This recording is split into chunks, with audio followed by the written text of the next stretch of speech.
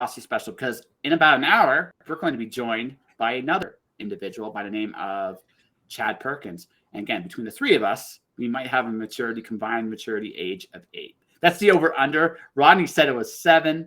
But while on the subject, this is obviously Rodney Fyke is back, talk about his book. And we're going to bullshit about football for a little bit because that's where we're at right now. That's what we do. Yes. And then we get serious somewhere along the way. So we got to get this out of the way before Chad comes on and makes fun of both of us. Eternally 3 Chad. Yes, that's right. Eternally 3. So when Chad hears this episode, when he actually hears this, he'll be like, what the fuck? That's going to be your name, buddy. The Eternal Tres. Yes. Senor Tres. Yes. Eternal Tres, Mr. Chad. He loves it. Oh, no, he is like, okay, legit. I'm going to say something nice to him a while before, like he'll be pleasantly surprised. He's been really good for Nita. Really, really good for her. So, yeah, she needs somebody like that to balance her, and he's been really, really good for her that way. And he needs someone actually to bring that out of him, because I hate to tell you this. If Chad listens to this, he's going to say, hell no. You're actually a softie that likes to care about people, and Nita's in that sense. She needs someone to care. She needs people to care about her. Really good for her for that. So there you go, Chad. That's the nice thing I'm going to say about you this whole episode. But yeah, we both got reasons to be excited, like we both do. Absolutely. Yeah, absolutely. All kind of stuff going on. Very excited. Yeah. So let's do the football stuff first. Actually, I don't really know who won, you or Tina. I believe Tina won. Correct? Is that correct, baby? You won the Yahoo Pick'ems? I don't know. I never looked. We don't know. We never looked. You know what's funny though? She's going to go look real quick. I think I forgot to pick a winner for the Super Bowl, and didn't even realize it till like a week after the season was over. Son of a bitch. Yeah, well, it's okay. I picked one. I won. I beat the boys. Yep. So, ladies and gentlemen, come on. Wait. Tina? I won. Tina, you need to do a Final Fantasy victory dance. You need to do a final. Hey, can we? There's no way. There's no way. No, the light's not there. Wait. There it is. Kind of. Sort of. It's getting clearer. No. Nope, it's not going to do it. No. So read the scores, good sir. You can do that. Let's see. Boog's picks. She averaged. She was a 174 and 108, 62% winning, or points of 1535. My points were 97, and you were 1432. She kicked my ass. But overall picks, just straight up pick'ems, she was 174 and 108 with a 62% winning percentage. You were 163 and 119 with a 58 percentage of winning, and I was 179 and 103 with a 63% chance of winning, or winning percentage, I should say. So, ladies and gentlemen, I don't know shit about. I still won. Yeah. Neither does Tina. The girl still won 2 years in a row. No. So, yes. All right, I'm doing this right now. I'm challenging you two to a rematch next year. It's going to be on. Absolutely. Yes. Absolutely. We might bring a couple of more people in to make it even more interesting. And yes, it's a thing. It's going to be the Hazzum something. Well, it's fun. Okay, so let's get the football stuff up. Actually, I want to bring up something about working at the Saddle Dome has taught me about art. Actually, but we'll go before that. I can't wait to see what Detroit picks up, because actually here's a sneaky thing. If any team is going to pick up Lamar Jackson, I think Detroit might be the team to try it. I don't think Detroit's willing to give up as much as they'd have to give up to get him. Yeah. They've got too decent of a pick already that they could pick up a decent. The thing is, they have 2 picks. They have 2 first-round picks, so they don't actually have to give up both of them. right? They just have to give Right. up one of them, right? So Right. if they can talk them to getting the lower one this year, because they're going to have a low pick next year. Let's be perfectly honest. They're probably winning the division. Probably. Yep. Yep. Oh, yeah. Especially if Rodgers is gone. Although I don't know. Love was pretty good in that game that he played a little bit of. Here's the thing. I think Jordan Love's great. I just think next year's Detroit's time. They're going to win the division next year. Oh, yeah. I agree. I don't think Green Bay sucks. I legitimately, I think they're going to be better than they were like this year.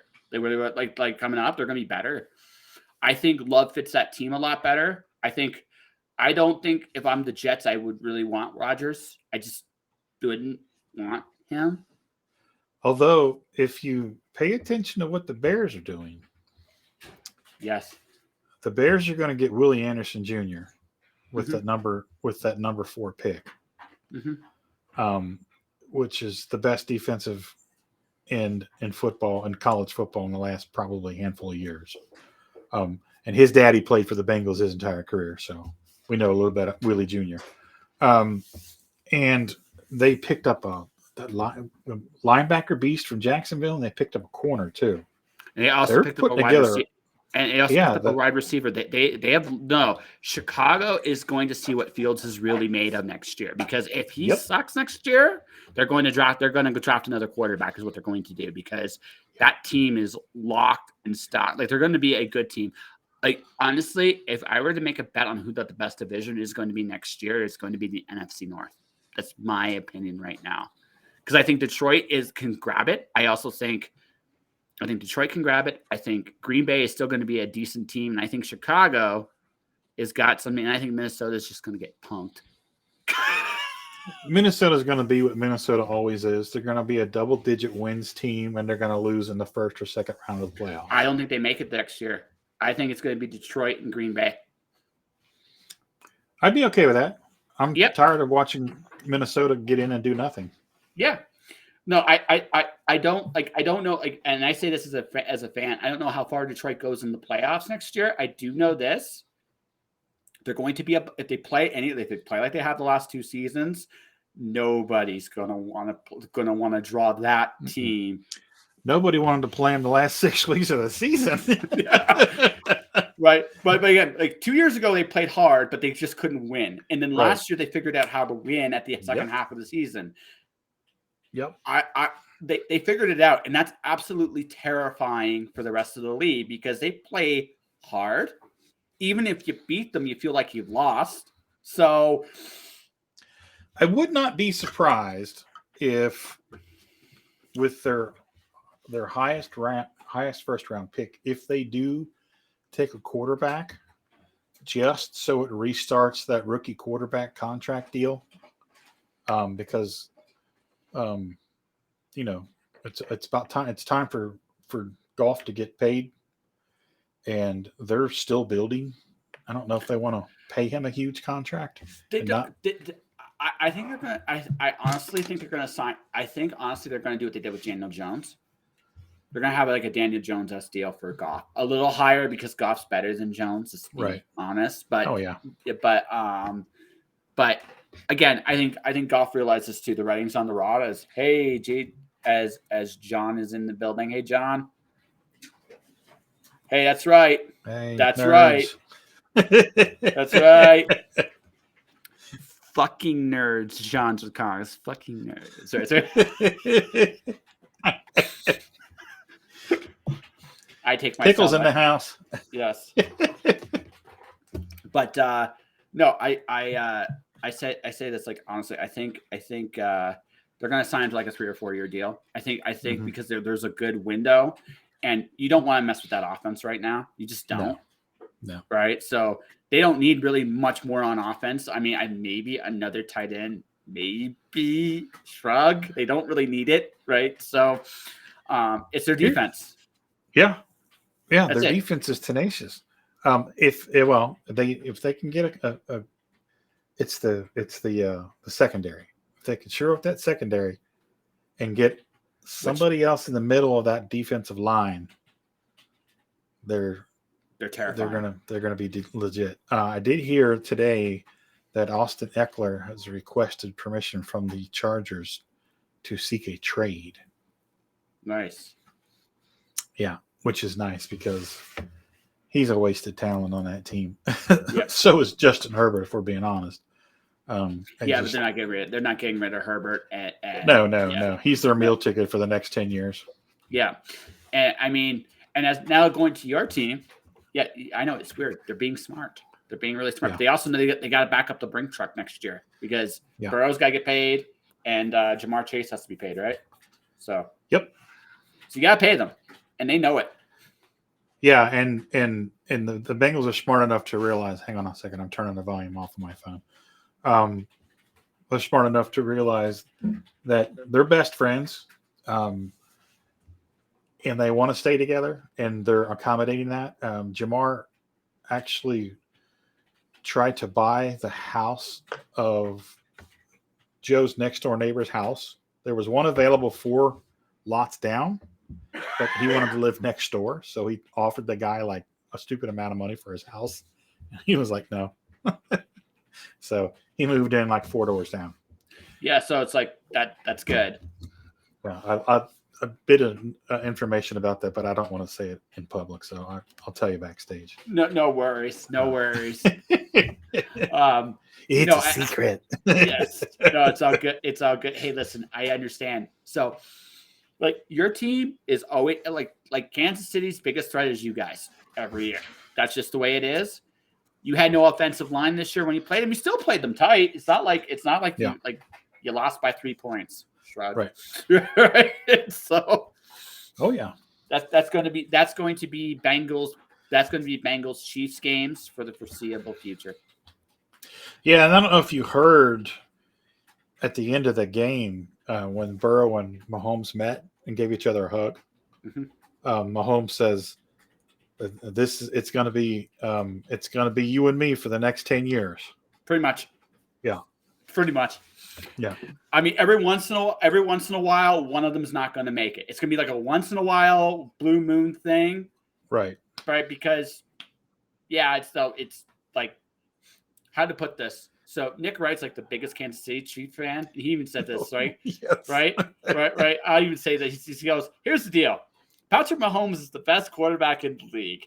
But guess what? Joe Burrow is the second best quarterback in the league, and I take him over anybody else but Mahomes. Yep. Right? And oh yeah. And that's again, you're not stupid. You watch Cincinnati play.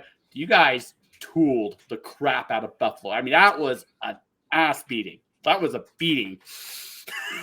That wasn't a victory. That was a beating. Yeah.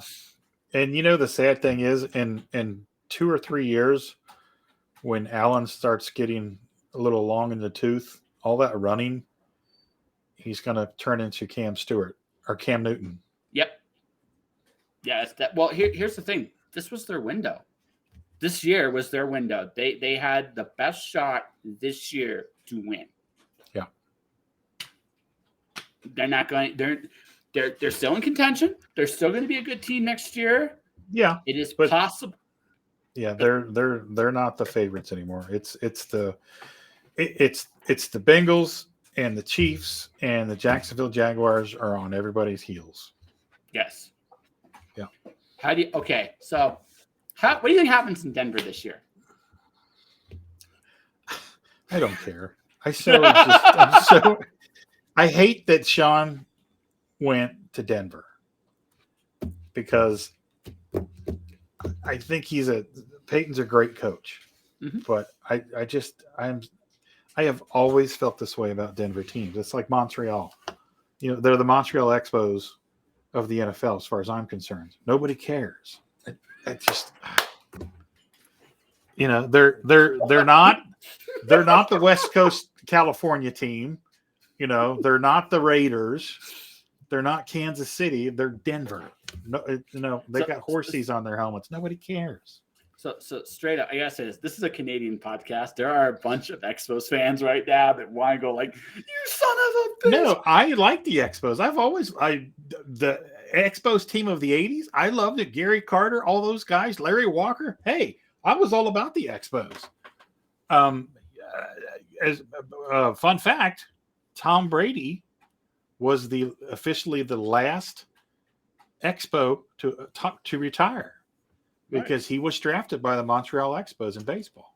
Nice. So when he retired, the Montreal Expos officially became defunct.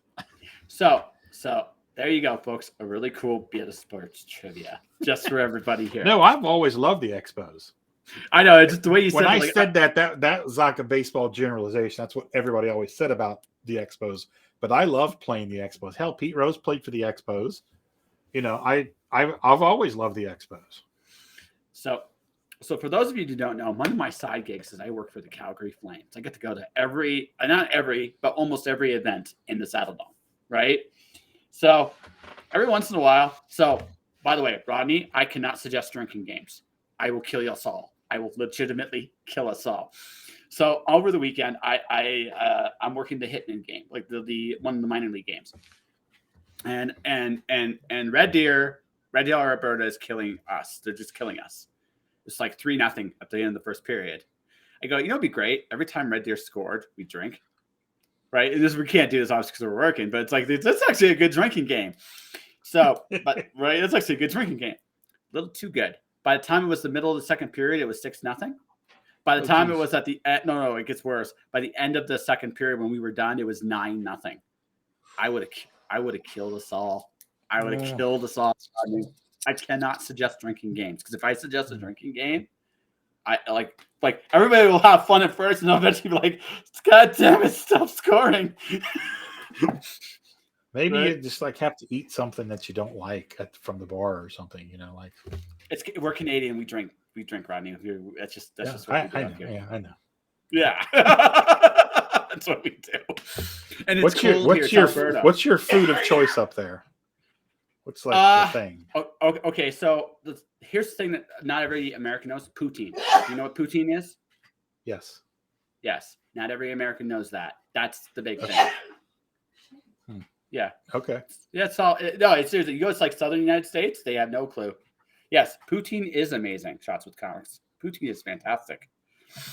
But that's a big thing. Like okay, so up here, when it's freezing, I'm in Calgary. So Calgary is the second coldest city in the province, right? Behind Winnipeg, Manitoba. Winnipeg, Manitoba, right?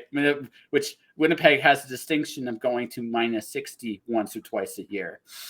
Which if that doesn't, and trust me, I cannot do justice how numb -50 feels. And because how cold it gets here, I can only imagine what -60 like. Yeah, you don't want to go out in that weather. So we drink a lot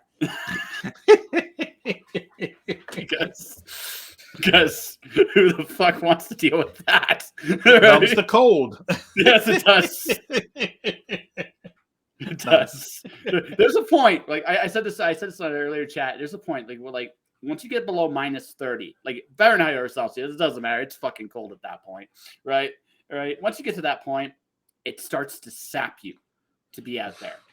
Yeah. Right. It starts to right. So, and once you get to like the -40s, you're like, I don't want to play this game anymore. Like I just don't. Right. Yeah. And so. Guess what you do? You go home, you take a little shot of brandy, you have a shot, and all of a sudden your bones like, oh my God, I feel warm again. What is this? Right? And I could see a man that understands that pain a little bit. Oh, yeah, we get cold here in Cincinnati. We don't get that cold, but it gets pretty cold. You get wet cold, which is in some ways worse. Right? You get like that damp cold, which sucks. You don't get as cold, but it gets in like your bones. And you know what I mean? And you get that same kind of sappy effect. Even at like 10, 20 degrees warmer, no one cares because it's wet and cold. And that always sucks. Yeah. Yeah. When we went to the high school football games for years and years and years, me and my brother and my friend, that was the worst. Wet, cold. Yeah. It's just because you can't sit down. You have to stand. You have to hope that your parka doesn't drip into the back of your pants, and all this shit. It's just and you can't get warm. No, you can't. That's the worst part. That last part, not sitting, sucks. Right. The fact that you just cannot get warm in that is shit. Shit.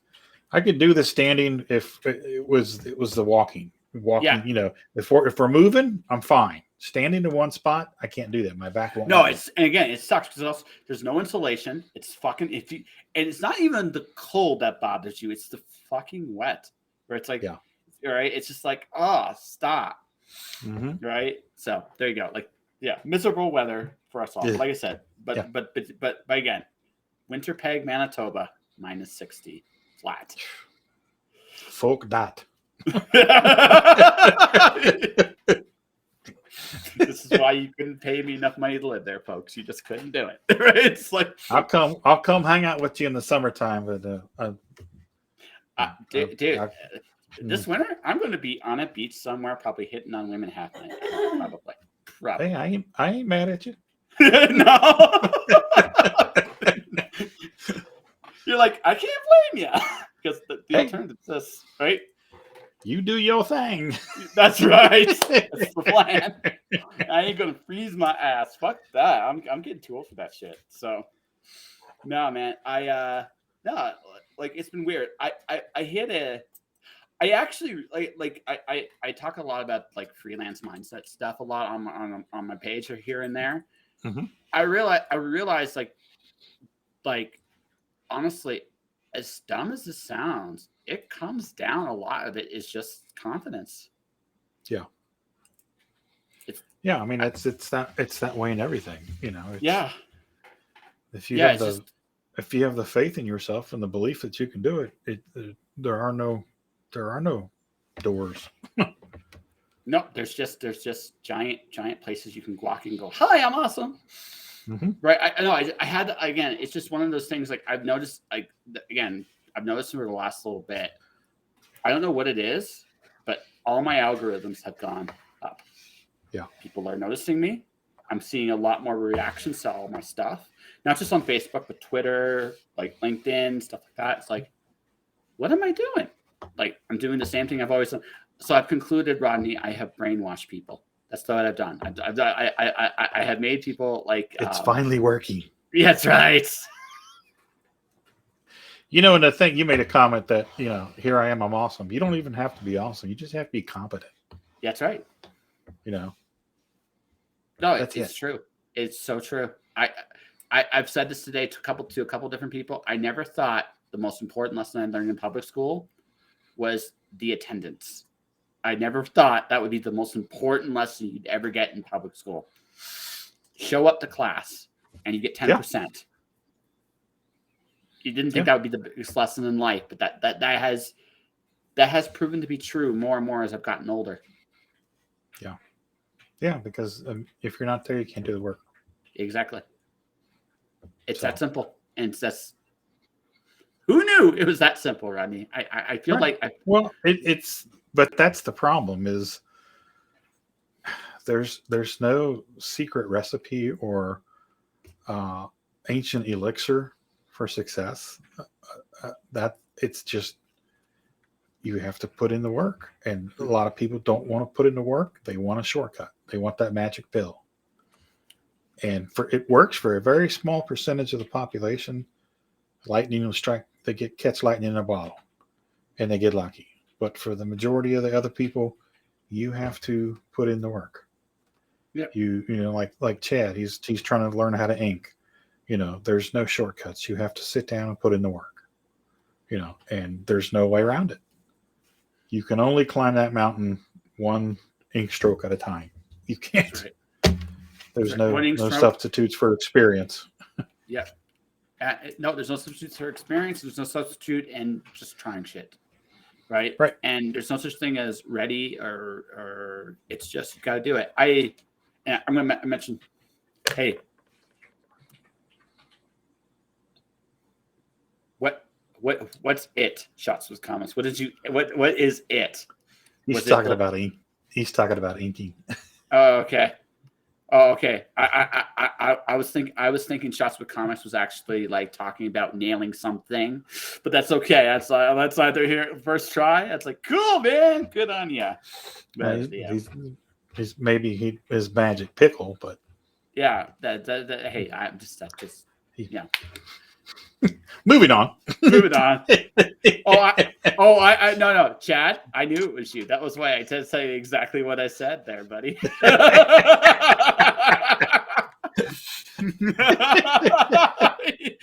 I'm aware. I'm very aware. I was very aware. That's why I said that. Exactly. See, he just sent me a page that he's inking right now. That's awesome. So actually, I'll get to this. So Chad, you want to come on in about 10 minutes? There's one more thing I want to say to talk about with Mr. Rodney before you show up, because I know once you come in here, we're gonna go in a completely different direction. So if you want to come in 10 minutes, I'll give you 10 minutes. But here's the thing. Like I worked at the Saddle Dome now for almost the season. I don't know if the Flames make the playoffs or not. Like that's the only thing I don't know. So my second half of April is kind of up in the air. If they make it, great. I get like at least 4 more shifts, making stupid money, and then I call it a day. If they don't make it, I still have the Wranglers games, however long they last, and then by the time May's done, I'm done. Right? That's okay. How it goes. Right? I don't know exactly what my schedule is yet because they don't know yet either. But one of the things I've learned, like I've appreciated this year, is that athletics and art are virtually identical in almost every way. Go on. Discipline, practice, work on craft, preparation. Athletes do the same thing artists do. Yeah. It's the exact same thing. I met number 79 of the Philadelphia Flyers. He's doing one of those, like they do the ball thing. They played like a little ball thing for hand-eye coordination. Right. So instead of finishing like ground ball in his hands, he goes from that hand exercise and he just starts juggling. Like it was just an amazing thing to watch, and it was just like I legitimately told him like that's incredible, legit. Like that is legitimately incredible. He's like, hey, thanks, man. And I wish him good luck for the game because. Yeah, where I'm at, I get to see the players do all their stuff, right? Play the soccer. Hockey players love soccer right before they warm up. They do a lot of hand-eye coordination exercises. They do a lot of basic workouts, and it's just amazing to watch the prep they put into things. And I just realized, like the game, much like the work, like your final project, is not the work. The work was all the preparation you did to get to that point. Mm-hmm. Yeah. Does that all make the stuff sense? that nobody sees. Yep. Does that make sense, Mr. Rodney? Yeah, absolutely. Yeah. The only big difference between them is the presentation is different. One's about physical prowess. One is about like creative prowess. But they're essentially the same thing each and every time. Yeah. Yeah. Yeah, I agree. Yeah. And that's why I think this is why I have a lot more respect for athletes this year. I've learned a lot more. I'm not saying I didn't not respect athletes, but when you watch them work, yeah, it's incredible to see everything they put into it. And by the way, it's not just hockey. I got to see lacrosse players, all these other things that come into the arena.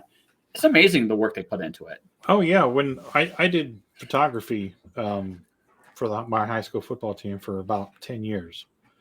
And, practices and in the locker rooms and pregame and postgame and, all the stuff that all the kids were doing, the nerves, the ramping up with the headphones and their songs, going and asking each kid, what's your hype song, and all that stuff. And, for 10 years. And it's amazing that my high school is a football powerhouse. Okay. It's a public school and it is the best public school in probably one of the top 3 public schools for football in the state of Ohio. And when you go to other schools where they're not a football school, they might be a basketball school, and you just see the discrepancy in the preparation. Yeah. And you're just like, wow. It's amazing. It's a stark contrast. And by the way, in public school, this is fair, right? I mean, to be perfectly honest with you, I'm not taking anything away from the football school, but if you're a school focused on academics or music or basketball or track, that's fine. You're a public school. You're not.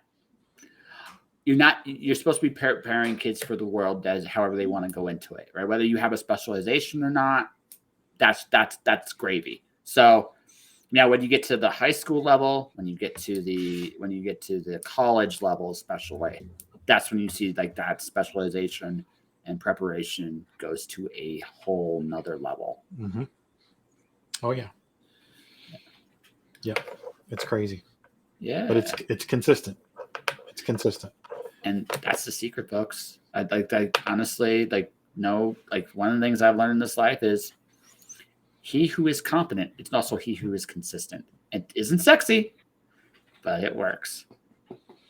No, nobody sees the 10,000 push-ups and 10,000 leg lifts and 10,000 crunches that, a linebacker does through the course of the week. Yep. But they see the results on Sundays. Yep. Same thing. Same exact thing. So yeah, so kudos to all the athletes I've had the pleasure of meeting this year. Yep. So Mr. Chad, if you are there, you can come on in. You're more than welcome to come on in. Right. So I think I've made fun of you enough off the air. But to you, so but beyond that, my friend, like it sounds like you've been busy living the life you wanted to live. So is it getting easier? Yeah, it's I hesitate to say yes, because then as the universe is known to do, it'll smack me in the mouth. But it's like I said before, it's we've been consistently busy, and that's a good thing. Hey, Chad. Hello. What's up, Chattel? Oh, why is this thing so weird looking? I was about to mention that. Like, yeah, I don't know why. I want Rodney to finish this point because it's a good Scoot one. over. Yeah. There you go. There. You look like you're really in the picture now. I am. Yeah, you are. In fact, I'm beautiful. So you're always Chaz. You're always Trez. Senor Tres. Senor Tres. That's what you're going to be from here on in. Thank you. So, yes, you're welcome. So you might be the most mature one here. I actually had that realization, and I was like, I despaired just a touch. Me? Yeah. Have you met me? I have. That's why I despaired just a little bit. Rodney, what expectations you set of me? The man in the pickle suit? Yeah, right? The man who wears a Pope costume and a duck mask? That's right. Hey, have you met us? I'm just saying, have you met us? Bro. I wear way too many different costumes. You're also, a man of make you many immature. faces. This makes you stylish. It does. No, I'm beautiful in all of them. People want me to be in the pickle costume all the time. See, it's that confidence we were talking about earlier. Yes, absolutely. Absolutely.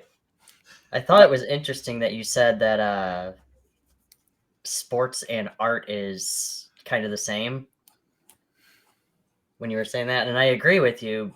But the interesting thing is everybody just wants to see the results, not the hard work. Yes. Right. And I think that does go both ways. And I think that that's kind of interesting. Mm-hmm. But that's what I wanted to say. It absolutely does. Okay, we mentioned football here. Mm-hmm. My team's the Detroit Lions. 2 years ago. Well, that's unfortunate. Yeah, it's hey, listen. I mean, we're not even going to talk about the other Detroit teams, okay? We're just good because the Lions is actually probably the best of the bunch right now. Red Wings, you shut up. Hey. Hey, listen, I actually got to watch them play when they were in Calgary. It was fun. Sure. Legitimately, I will say this. I know why Detroit won that game. Well, because I got to watch both teams prep. Right? No. Listen, there was no pictograms, and if you know that reference, you'll understand it. There's no pictograms anywhere I could see. If you don't know that reference, don't worry about it. Just look up John Jones. But if the thing is, they were the Detroit players were loose. Like hockey players love soccer, and I get to watch both teams play soccer, right? Because I'm delivering stuff throughout the building, and you pass them by as you're going through. and the Red Wing players were having fun. Like they were young and they were energetic, and I was just looking at them. It's like they're gonna come out good tonight, and they kicked the crap out of Calgary that night. So there you I'm go. glad you watch football. Yes, that's what I'm talking. Oh, That's what I I'm talking. absolutely know nothing about sports. Nothing. No, I will not and pretend that you know what you're talking about. Yeah, and then this guy passed an egg-shaped ball to a hockey player, and they scored a hole-in-one, and I'm like, oh yeah, great. Hey, that's awesome. right. Listen, that's an amazing hole-in-one. Okay, it's an amazing hole-in-one. Very good, especially with the ball that Hey, size. listen. Just Impressive. be glad somebody can find the hole, right? That's the important thing. Right? That's what my wife says. Yes, that's right. You found the hole, woo! Right? Anyways, Like 10 points. yes, I'll make you dinner now. yes, exactly.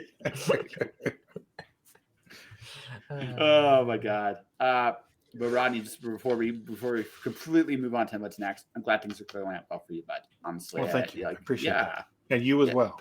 You yeah. as well. Well, I'm getting there. Like Chad, I don't know how much you know this. I am plotting my escape from Calgary, Alberta. Good. Yes. I mean, no, that's awful. Why? Where are you going? Everywhere. Oh, are you doing the traveling? Yeah, I'm doing the traveling. So yes. Yeah, I'm planning on basically, as I told Rodney, I have currently 3 steady freelance gigs. Mhm. 2 small ones, 1 decent sized one. So I'm trying to get 1 or 2 more. If I get 1 or 2 more, I don't actually have to work for anybody. Oh. Yeah. It's not great. Shoot, sign me up. I want to come with you. Yeah. I want to go home. Your wife might be mad if I just take you. You know? No, she'd be like, please. Stuff be like, get him out of the house. Here, I will pay you. I will pay you money. How much? I mean, I'll be your 4th gig. Okay. I will give you money to keep him away from me. That's right. And I'm like, how much money? Because it's, now I'm a little worried at that point. Here, we'll pay you. I'll pay you to take him. It's like, wait a minute. Why are you paying me to take him? You'll Right? find out. Listen, did you ever see the movie Slither? I have not. I'm not. That's cool why with you that. should take me with you. Okay. Well, you should probably go see that movie, and then I'll. Okay. So, is it wrong that I'm a little scared now, Rodney? You should be. It's a James Gunn movie. Yes. It's a body gore. It's a body horror movie too. Oh. Okay. Cool. And I like So- some body horror. So that's a 4-figure ask right there. Okay, good to know. But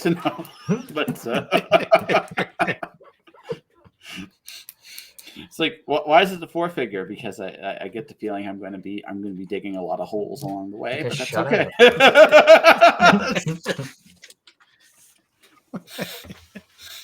You It's gotta like, get rid of that evidence somehow. yeah, exactly. I'll be like, I'll chat again. It's like, I can't help it. Yeah, it's me. It's me. It's like, Do. that's That's right. me. I'll be like, not again. It's like, dude, this is the last time. I'm leaving you here next time. Don't do this to me, buddy. Bro, if you abandoned me in freaking California, I'm not complaining. I'll be homeless in I wouldn't. California. No, Chad. If you're making me work that hard, I'm not abandoning you in California. No. asshole. If you make me work He's that gonna hard, abandon your ass in Alabama. Don't you fucking dare. I will fucking- or actually, no, Chad. For you, it'd be Utah. I could live with that one. Are you sure? No, you Can't drink couldn't because there. there's no alcohol in Utah. No, you know what? Never mind. Fuck you. My one weakness. Salt Lake City, baby. That's exactly where I'd They really leave don't too. have alcohol in Utah? No. I would leave you in Salt. I would leave you in Salt Lake because I'm humane. I'm a little humane. Yes, I'm denying you alcohol, but at least you're going to find some regular people there. I could put you in the middle of nowhere too, and that would be eye opening for everybody involved, them and you. How does Utah survive? What? How does Utah survive? They tax the shit out of the rich so they can get watered down alcohol in certain spots. Yeah. Oh. I got like 1% alcohol. Dude, my urine has more alcohol than their drinks do, and I'm probably not even joking. I have more alcohol in my bloodstream than your urine. I'm not so sure about that, buddy. I'm Canadian, and we have harder stuff than you do. Bro, I host shots with Con. Yeah. It is true. We could have a drink off and it would be fun. Well, it depends. Now it would be unfair. I'd probably destroy you because I'm in the mountains on top of it. I come down to Detroit, I can't get drunk. You'd have right, and if you come up here, I'd kill you. Wait, would you kill me in drinking or just kill me in general? Because drinking. Both of those sound like a good idea. Yeah. So, no, I'll just kill you. All right, I'm coming up then. So here's the thing. Like when I come off the mountain and I go to have a drink, I have like this. I have buddies in Winnipeg. I went there for like a writer's retreat. Those dudes drink like fish. Some of those my buddies there. Yeah, because they're. And I was able to go drink for drink with them, and I didn't feel a thing because I was coming off the mountain. So because of the air quality being different, I didn't get drunk. I was just there. So if I went to where you're at right now, I'd have to, just to make this fair, I'd have to drink a flat before we even start. To make it fair. I'll just get you a bottle of Everclear. That still wouldn't feel it. Have you had Everclear before? Yeah, oh hell yeah. Oh, okay. Yeah. All right then. I told you, Chad. Rodney, using printer paper to ink is a terrible idea. It is. Yes, it's too fibrous. It is. I'm learning that now. I'm like, why isn't anything smooth? Oh, and I did, to answer, when you pointed out the Bristol board difference between smooth and that, I picked up a Bristol board yesterday, and yeah, it did say smooth. So thank God it was the right one. Cool. So you did get some? I did. Yeah, I just haven't figured out how to print it. Because my printer can print like on Bristol board. I'm trying to figure it out how. So there's probably a base setting somewhere in the printer. Yeah, you have to go into advanced settings or go into your paper size, and then there should be a drop down menu on paper, the paper size, and at the bottom there'll be, because there's a user defined, so you have to type in 9x12. Right. And then at the bottom it'll say type of paper, and it's the matte paper, MATTE, and it's usually at the bottom. Yeah. Okay. Cool. And here's the thing: don't feed the paper in glue side first. Okay. Because each piece of paper has a glue on it from the pad. Okay, at the top. Yep. So feed it the other end. Feed it the other end because the glue will hit the roller and stop it. Gotcha. Okay. Yeah. Cool. I will break my printer then. You don't want to break. You don't really want to break your printer that way. That is messy. That is just messy if that goes sideways. So, one of my FedEx Kinkos and have them print some stuff for you. That would also be that might be the better way to do it. Actually, now that I think about it, I think my work printer also prints. Yeah, because it's a heavy duty printer, so it might print it too. Take advantage of the work. My work printer. Well, I mean, just because it doesn't do cyan, so just make it print really light. So, yeah. Just make sure. Like I said, with your work printer, you do it that way. Like I said, that is a mess to clean if that goes wrong. I did a printer job at a Kinko's once upon a time. I did work there, so I know what it's like when stuff like that goes awry. So it's just like the mess is not fun. And so, Real quick, let me address the inking that you sent me, the little sample. You're working in scratches. Yeah. You need to work in strokes.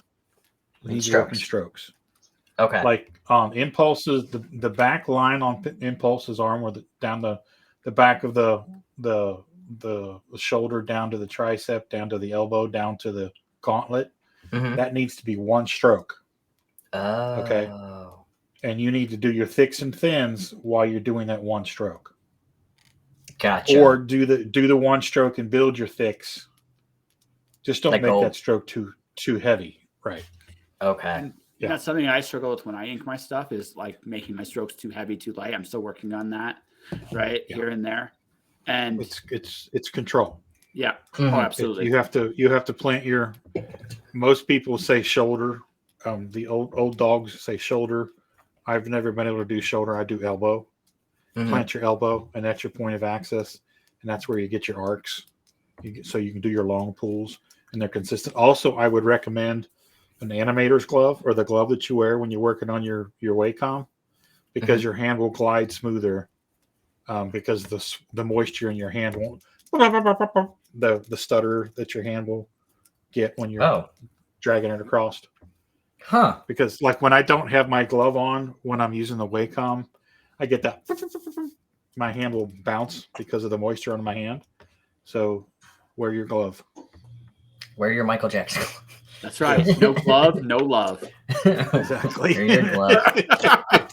No, Roger Cruz is very good. Yes. I'm looking at his line work with his new Flash stuff, and I'm like, oh, that's awesome. Mm-hmm. Yeah, for somebody that's trying to learn how to ink, it lends itself very well because it's not overtly complicated.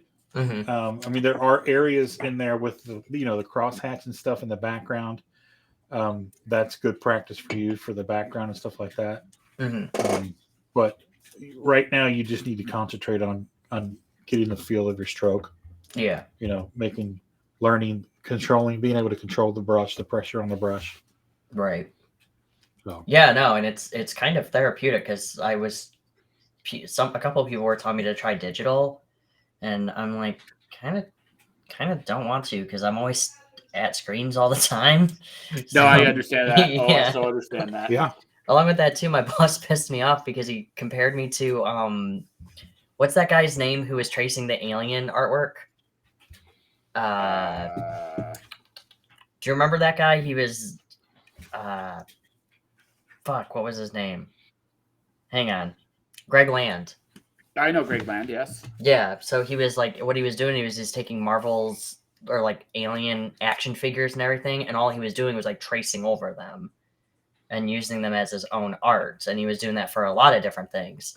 And that's why my boss was like, well, inking is just tracing. You could just be Greg Land. Well, like, okay. I mean, I get it. Like, sure. Let's have the conversation. Advanced tracing. That's not what Greg is doing. Greg was a commercial artist before he was a comic book artist. Mm-hmm. And in commercial art, you're taught to take every shortcut you can. Okay. Mm-hmm. If he's taking a picture of a toy and mm-hmm. he's composing that figure in the angle that he wants it for that shot. Okay. So he's composing the layout of a page. And the people that say that about him don't know what they're talking about, because I've seen Greg do stuff freehand. He's a fucking phenomenal artist. On top of being one of the nicest guys you will ever meet in the world, and an absolute professional to the nth degree. No, people, back in the 90s, while he's swiping poses, fucking everybody swiped poses in the 90s. Mm-hmm. It was a thing, but Greg was singled out for it, and it's not fair.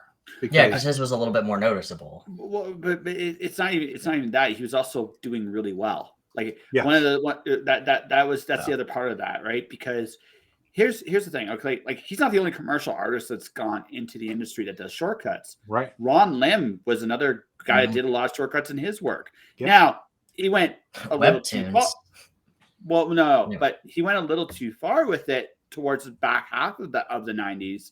But in the early 90s, when he was doing art, he was able, again, he's one of the last guys to ever do 2 books in a month, right? Like legit. Mm-hmm. And again, you look for ways to get more work and try to create as many shortcuts as you can. That doesn't necessarily make you a bad artist or writer or any other artist, right? Sure. Now, sometimes it goes too far. Like sometimes it does go too far. Like that's why I mentioned Ron Lim as an example, because he did go too far eventually. But again, everybody's trying to make that buck, and you can't fault anybody for doing it. And Greg was, when he was at his apex, he was the man. Yeah. Like it wasn't even a debate. He was the man. Marvel had him. Everybody, and they were lucky to have him, right? His Hulk, his X-Men stuff was great, right? So what? So like again, I don't look at it the same. I mean, okay, he doesn't do what Barry Windsor-Smith does, but you know what? That worked for Barry Windsor-Smith. He didn't do what George Perez did. That worked for George Perez, right? He did what worked for him. Yeah. And again, if you go back and you look at old Fantastic Fours that Kirby did, and you isolate the shots of Sue Storm in a particular book here or there, you will be able to go and find in pop culture at that time where he got those poses from. A lot of got from Playboy and pinup models. Yes, or like Betty I'm Page. talking the magazine Playboy. Yeah. yes. So they were doing it in the 50s and 60s. You know, it's and what the uneducated critic doesn't know is that's what you're taught. You're taught to meet a deadline. Yeah. And they don't care how you meet it as long as you meet it. That's why you have these. And that's the bottom line. That's business. No, I agree. And that's why I think I have a lot of respect for these webtoons people, and they get a lot of crap because they reuse a lot of assets. But when you look at it, like these people have to like make 32 panels in a week to get a chapter out. And a lot of them do back catalog, but what happens when your back catalog runs out? Then you got to pause and do more. And a lot of the times they're like, I need a building. So what they'll do is they'll just take a building, trace over it, make it a little bit different. Or they'll just reuse the same character, but swap their hair color or hair. Well, yeah. And that's never a bad thing because, you know, as long as the story's good, the regular person's not going to notice. And even sometimes the really good people don't even notice. If the story's engaging enough, it doesn't matter. No, right? There's a girl who did it's a book called Age Matters, and it was really good. And as I was getting more and more used to reading webtoons and everything, I started noticing, oh, this character is just that character, but they're swapped. Sure. Like their gender swapped. But it didn't matter because the story was good. And I could follow along with it just a while. And now she has a new book out, and it's literally the characters swapped, but different hair colors. Yep. But it's still the same two characters. So it's still a good story. I'm a big manga guy. Sure. Right? I'm a big manga guy. Guess what? Manga has a crap ton of panels and like big, like long form storytelling. Like they release on a weekly basis in Japan. They all use short sets. They reuse character models all the time. Exactly. And they do. They don't even. It's not even thought about because again, it doesn't fucking matter. A good story is a good story is a good story is a good story. Yeah, if it's good enough, I don't give a fuck. A good story can save bad art, is what I say. Because at least if I can follow the story and I'm enjoying it, I can forgive the art. Now, see, I only argue this because have you ever read the Luna Brothers stuff? You never read the Luna Brothers stuff. Their stories are really good. Okay. Their art is functional. And if anybody tells me that they're good artists, no, their art is just functional. What do they do? I might know. My favorite. So they did Swords. Swords that's the one that they're mostly known for. Yeah. They also did one called Girls. The one I really enjoyed is called Adam and Ada. That's my favorite too. Yeah, that's my favorite. That's the one that I liked. I became a fan of them. That's only one of the Luna Brothers. It's not both of them. There was a falling out somewhere in Swords between both of them. So I'm not gonna comment on that. It's Jonathan Luna or whatever. But, I guess they got angry at Thanksgiving or something. But what they do, Rodney, if you take a look at them, they just sort of. It's like it's all very, very simple designs and poses, and their backgrounds are really nice. Like they do have a good way of making backgrounds, but all of their people look like that they're falling asleep or they need to poop. And it's one of those things where I always make fun of their characters, but their stories are always pretty good. Yeah, Girls is a little strange, but yeah. They're solid. They're solid. I wouldn't like I would. Here's the thing. I'm gonna go back to the bad art comment here because I actually am with Rodney, but here's where I will throw this at you, Chad. Mm-hmm. Bad art doesn't necessarily mean that it has to necessarily be a great composition. Sure. Does it serve the story being told? Sure. Right? Now, sometimes I'm like Rodney's. Like sometimes it's like, you know what? I can't. Like I got completely taken out of the story. Right? I can't do it. I'm a visual person. If I don't like the art, I'm not buying a book. I don't care if Jesus wrote it. I can't do it. I've been that way from day one, you know. Jesus, your art sucks. No, Actually, your writing's phenomenal, but the guy you got drawn for you is, you know. I'm drawing for you, Adam. And I've seen it go the other way. I've seen bad writing get saved by great art, like who? Brian Hitch on Mark Miller. Have you ever seen those scripts, man? Holy crap! Wait, Brian Hitch on what? Ultimates with Mark Miller. Oh, have you ever seen the scripts for the Ultimates? Oh my gosh, some of them I have no idea where the characters are. Brian would have to sometimes. I swear he would have to figure out how does this actually logically work on the page. Miller has some great. By the way, Mark Miller has some fantastic concepts. He steals a lot from Disney too. But some of his scripts I wouldn't give them to an artist because I would. Since I write a lot, my thing is that I can forgive the art as long as I'm engaged with the story, and maybe that's just how we're opposite with Rodney and I and everything too. Yeah, it's like I'm more of a story-based person, so I'll read a story with the crappiest art, but as long as I'm engaged with it, I'm like, I don't even care. But I also know sometimes where an artist will go the extra mile. Like I know some things I can't tell it on here because I have friends in the industry that have told me some interesting things about who they've worked with and how those scripts work. And I have watched artists' brains melt at some of the scripts they're given. Like they're like, right. And you're like, how do I make sense of this? And I'm like, and not just like logical questions of like, okay, so would your character be like this or like this? Like little things that add to the story. But no, it's like, I have no idea how this works on the page. Well, that's when you contact the writer and say, hey, is it day or night? Yeah. What's the camera angle? Is this, you know, is it dark? How's the room lit? You know, what's the light source? You know, that's the responsibility of the artist to communicate with the writer to find out. To some degree, but I have seen scripts where there's no direction. Have you seen an Alan Moore script? What? Have you seen an Alan Moore script? I have seen an Alan Moore script. It's a freaking book. Oh no, they are. But I've also so is Neil Gaiman. So I cannot name them. This is the thing. I've also seen artists get pages of book completely out of order. Yep. And it is the worst thing to do to an artist because they cannot be consistent. And also John Layman. He seems like a guy who would do that. It's a John Layman. He seems like a guy who would put pages out of order. I can't name it on stage. It's not him. I can't name it. Or Justin Gray.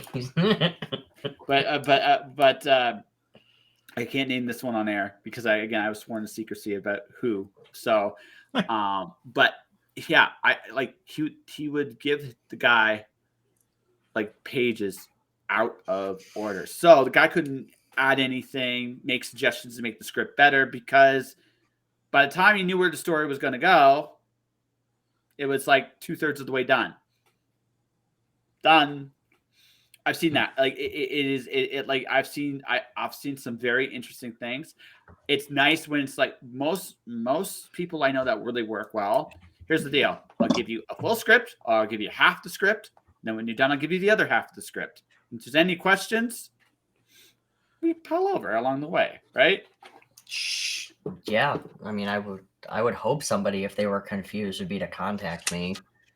Be like, hey, this doesn't make sense. I'm like, well, you're just stupid. Figure it out. I'm Chad fucking Perkins. Everything I touch turns to gold. Yeah, exactly. You nail it every time. My inking is beautiful, and I brought it in front of me. It's absolutely gorgeous. I have no equal. I had no. So you got the Highlander song stuck in my head now. I am immortal. I have inside me blood of kings. Yes. I have no rival. No man can be my equal. Yeah, exactly. I Take can't say me it to anymore. the future of you all. That's right. Oh shit. We're There's only nerds. Yeah, that's right. Nerds.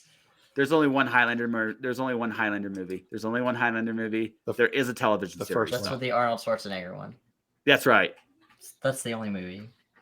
It's just like the Sylvester Stallone is the only Judge Dredd movie. It didn't happen. It does. It's not real. I am the law. Even Stallone denies it. Even when you make him watch it, it's like I didn't do it. Wasn't me. Same thing with the Harrison Ford with the Christmas special. He's like, bro, we did this. We were on so many drugs. I watched that movie twice, by the way. How did you make it through it once? Good Company. Oh, I was thinking I drugs. saw it when it originally aired and thought, what the fuck is this? It has one of my favorite scenes of B. Arthur just spontaneously singing about getting the fuck out of a bar. I'm like, leave, damn it. No, we made it, me and one of my friends, my co-host on SWC, her and I have made it a tradition is that every holiday season we always turn it on because it's free on YouTube. So we see how long we get through it. So, but it's like, we're drinking, we're having a good time, we're not really paying attention. It's just like in the background. But it's really funny because no matter what, every time we look at it, we still don't know what's going on. No one does. Like, it's like over basically Hollywood Starship. crapped out a bunch of footage and said we got no use for this. Let's just put it in a Star Wars thing. Yep. Yeah. Right. When Lucas buried it as far as he could bury it for decades, it's garbage. I own Yes. it. Oh, so do I. Yeah, I have it. I have it on DVD. You guys like punished. Like, did you lose a bet? Like, No, I just like being a part of the problem. That's why I bought Morbius on Blu-ray.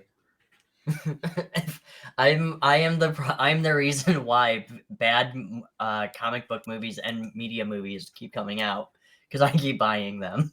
Consume. I watched Morbius twice, and Still I hated it the first time.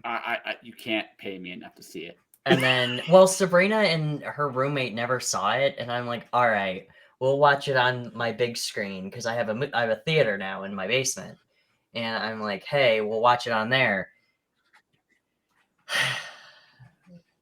It was so depressing. Like watching it a second time was it was painful for them to watch. Me watching it a second time was like, just kill me. It's like me watching the Green Lantern movie. It's just Green Lantern movie? Exactly. You know what? That's an interesting topic that you bring up, a possible Green Lantern movie, because I think Ryan Reynolds might be an interesting choice for it. He'd be an interesting Hal Jordan. It would be great, but that's never going to happen. So, or that day I cried a lot. I cried an awful lot that day. There's only one time I've ever actually walked out of a movie theater, and that was Pirates 5. I hated that movie so much. Okay, fair enough. Yeah. You've obviously never gone to the movie theater to see Battlefield Earth. I didn't. I even went to the movie theater to see Twilight. Wow. But I also went Twilight. Twilight is actually better than Battlefield Earth. Yeah. And I also went with a girl. So No. Again, exactly. If I have to choose between Twilight and Battlefield Earth, I would choose Twilight. Like I legitimately would. Yeah, that's It was so bad that people were getting up and leaving, and we were like, "No, we're not going to leave. We're going to stay and see how bad it gets." And halfway through, it became Mystery Science Theater. The entire crowd we were all sitting there just laughing back and forth and yelling out lines at the screen. It was hilarious. It was one of the funnest times I've ever had at a movie theater at the shittiest movie I've ever seen in my life. No. Other than the Star Wars Holiday Special. Star Wars Holiday Special is worse, but really, it's like choosing between two big giant piles of turd. It's like, which one do you really want to suffer through, right? Yeah. You want the regular turd or the one with corn? Yeah, exactly. Right. Yeah. Yeah, the corn, at least the one with corn, is a little bit more nutritious than the one without corn. But yeah, no, it's still shit. Yeah, it's just like it's just like it's a trip. Just put yourself on something, and when it's over, right? Because I think Battlefield Earth High would actually be fun to watch. Yes, I agree with that. Oh, I think the worst movie I've ever sat through is Tree of Life with Brad Pitt. I haven't seen it. Oh, seen it. I didn't even know. I didn't even think I thought I was watching a screensaver is what I thought I was watching. Like that whole time I'm damn. Like, is this a movie or Skidamarink? So the worst two movies I've ever seen in the theater, Highlander, Endgame. That's why there's no other Highlander movie. I tried. Sure. It's bad. Blood Rain. Ow. Yeah, that hurts. That's sad too, because that's not even like a hard premise to pull off either. No. Like it's just a vampire killing things. Like you also had a good cast. It actually legitimately had a good cast.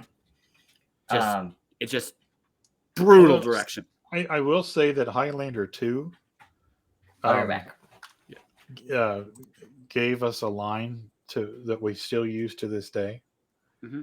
Meanwhile, on Planet Zeist. Yes. Because when that came up on the screen, I literally said out loud, "What the fuck is Planet Zeist?" Everybody said that. Like, what the fuck is going on here? Yes. Right? Because it completely ruined it. I was angry. Yes, I mean, almost to the point of violence. It was so fucking stupid. No, it was bad. Yeah. It's bad. So I watched the Highlander Endgame movie. Hold on a second, I was to get Chad back in here. Sorry, I need another beer because we're gonna talk about bad movies, and I just need to suppress my anger. Okay, it's all good. When I was watching, like I said, like some movies, you kind of like when you expect them to be bad, it could be a lot of fun. Oh, right? for It can sure. actually be a lot of fun. But when you go in with like expectations and you just watch them get crushed right at the very beginning, like brutally, like it's not even like a little bit of hope. Actually, I'd rather get them crushed brutally at the beginning, right? I'd rather get them crushed brutally at the beginning than have a little bit like a moments of good and then have it gets go completely dog shit at the very end. So I would rather have that. So essentially, it's a Michael Bay movie. Michael Bay just requires me not to think about it. Well, you got Ninja Turtles, but unfortunately, that movie, both of those movies made you think. Did they? In the worst way. Skidamarink was probably the worst movie that I ever recently saw. Yeah. And I thought Mitch, because him and we were talking about it, and he's like, "Oh, you're gonna watch Floors and Ceilings, the movie?" And I'm like, "Oh, okay." And at first I was like, okay, so I guess there's a lot of floor and ceiling shots. No, the whole thing is shot like if I'm sitting, the camera is like on the floor and looking up at the ceiling, and all you hear is sound. It's an ASMR movie, and people are like, it's really scary because you don't know what's happening. No, it's really boring because I don't know what's happening. What are you talking about? Blair Witch. It's like a new take on Blair Witch. That's what it sounds like. It's like because at least Blair Witch is funny. Like it's funny to sit through because it is one of the like first found footage movies. So it's pretty entertaining to watch, but Skidamarink is like, if these people just dropped the camera and then walked away and everything was happening behind the camera. Like everybody was screaming and that's it. Like all you saw was like a dog pooping and all the action is behind you. So my question is, when would you bail on a movie like that? Like once you realize that the dog poop was the highlight? So I made a bet with my wife because her and we sat down for dinner to watch it because people were saying, "Oh, it's the scariest movie in decades," blah blah. And it said that about Barbarian as well, and it was fucking scary. Who the hell said that? Common people who don't know good horror, I guess. I don't know. That wasn't. Barbarian's a good movie. It's just a good scary. movie. It's not scary at all. No, it's more interesting than anything else. Yeah, exactly. It's just hills have eyes, but in the suburbs. Yeah. But I made a bet with Steph. Her and I sat down as we were eating, and I'm like, hang on a minute. Mitch got like 15 minutes in, and I'm like, I want to beat that record. And we got 30 minutes in, and me and her were. She's like, Chad, I'm going to kill you. I'm like, no, I gotta beat Mitch. sometimes see Chad, we get a little older and wise. You just some battles are not worth winning. Steph learned the battle's not worth it. Just give up and surrender with me. She was like, you can beat Mitch. I'm going somewhere else. Right, I'm going to bed. You're sleeping on the couch watching this. No, I even watched. I'm gonna go watch CSI New Orleans. God, yeah, because that's just what every woman watches is CSI. No, to be fair, that sounds way more interesting than what you watched. I mean, to be fair. Oh God, like, yeah. I sit behind 4 episodes of CSI before I watched Skidmarink again. I also sat through Annabelle as well. That movie was weird. So okay, so I gotta ask. That was one that got my hopes up, and then as we were watching it, I was like, "Really?" It's just common sense 101. Like, God, I know there's stupid, and then there's stupid. Like, just when your priest says you must embrace your weaknesses and make them stronger or whatever, it doesn't mean put the doll that traumatized you back into your room. Like, that's not what that means. Yes, it does. That's why, or else we wouldn't have a movie. Right. Well, yeah, but yeah, no, I'm glad, Rodney. I'm glad you said the same thing as me, where it's like it really got my hopes up, and and those are the worst bad movies when you actually hope they're good.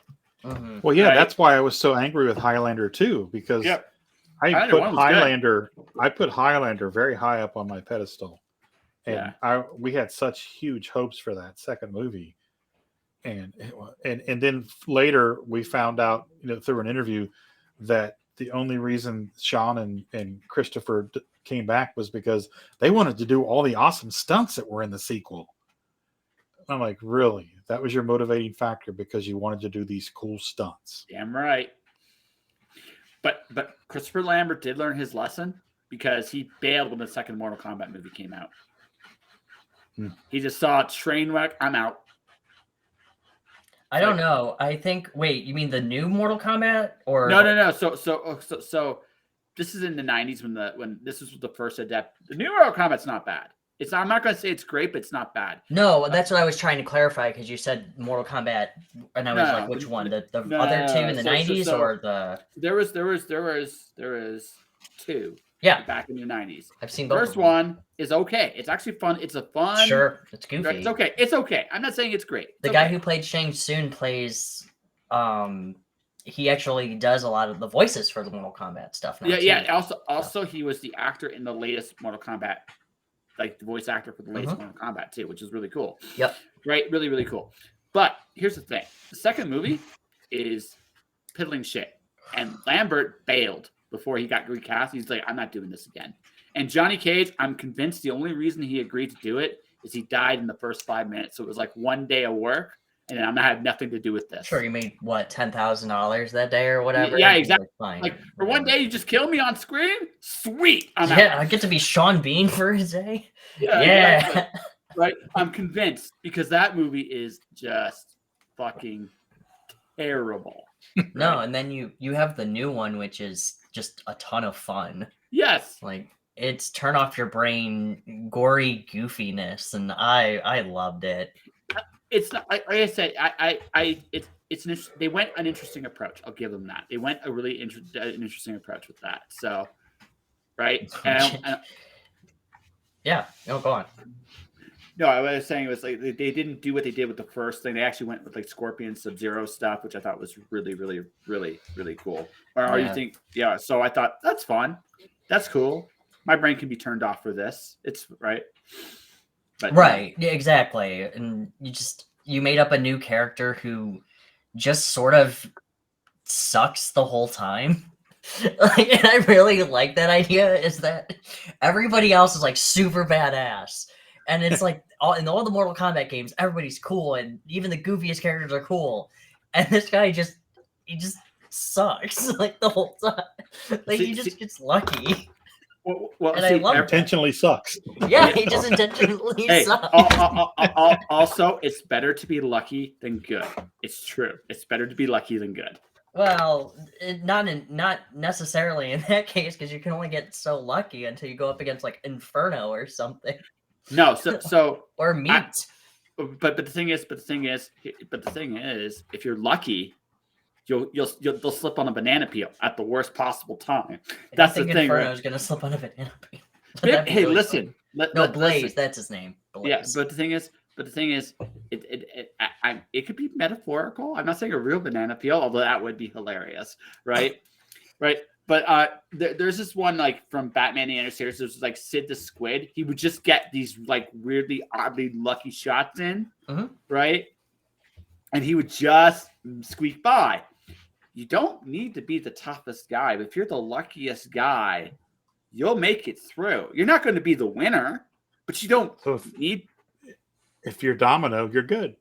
Yeah, exactly. Yeah. If you're Hercule, then you're the champ. So you're the best. Yeah. Hey, listen, I would love having Domino's superpower. That's fantastic. Everything goes your way. Yeah, everything. Every time. Walk by a bank, ATM throws money at you. Explosion happens. Every piece of shrapnel just great. Yeah, exactly. It's like it's better to be lucky than good. It is. It truly is. True. Personally, I'd rather be like, I don't know, Snowflame, where I just snort a bunch of cocaine and shoot fire. That'd be cool. But then I would die from the cocaine because that's what happened to him.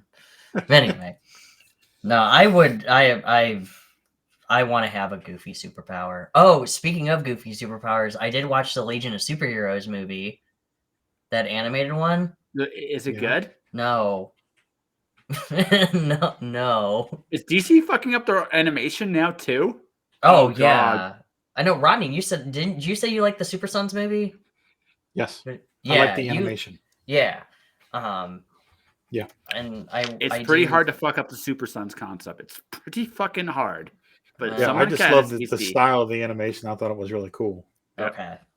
The Supergirl style, the Legion of Superheroes movie is like, it's just a Brainiac story, and it's Supergirl kind of trying to fit into this year 3000 world. It's that's very meta. That's very meta Legion of Superheroes though. Like back in the day, back in my day. Well, yeah, it's I think it's the Superboy story with Supergirl. Yeah, exactly. But that's again. So she also bones Brainiac 5. But anyway, as a concept, like throwing Superman or Supergirl into the 30th century is pretty fucking cool, right? I agree. That was actually. That's how DC fucked up the Legion franchise. They decided that never happened, and the Legion has never recovered ever since. Well, that's why they've never done another book on them. No. Actually, I think they have a new book going on right now too. Anyway. I don't know. Right now, I'm avoiding DC book. I'm collecting one DC book because my buddy's drawing it, and I'm collecting another DC book because a friend of mine's writing it. So it's like they're the only DC books I'm touching right now. Which ones? Harley Quinn. I know Stephanie Phillips. Yeah, that's a good one. I like that a lot. Yeah, and then there's Tim Drake Robin, which is drawn by Riley Rossmo, who's a friend of mine. I've known Riley. Riley Rossmo is also doing Harley Quinn. Was for a while, right? Oh, is he off now? Yeah. Ah, damn! I really like him too. He's really great. Good I knew him before he broke in. So.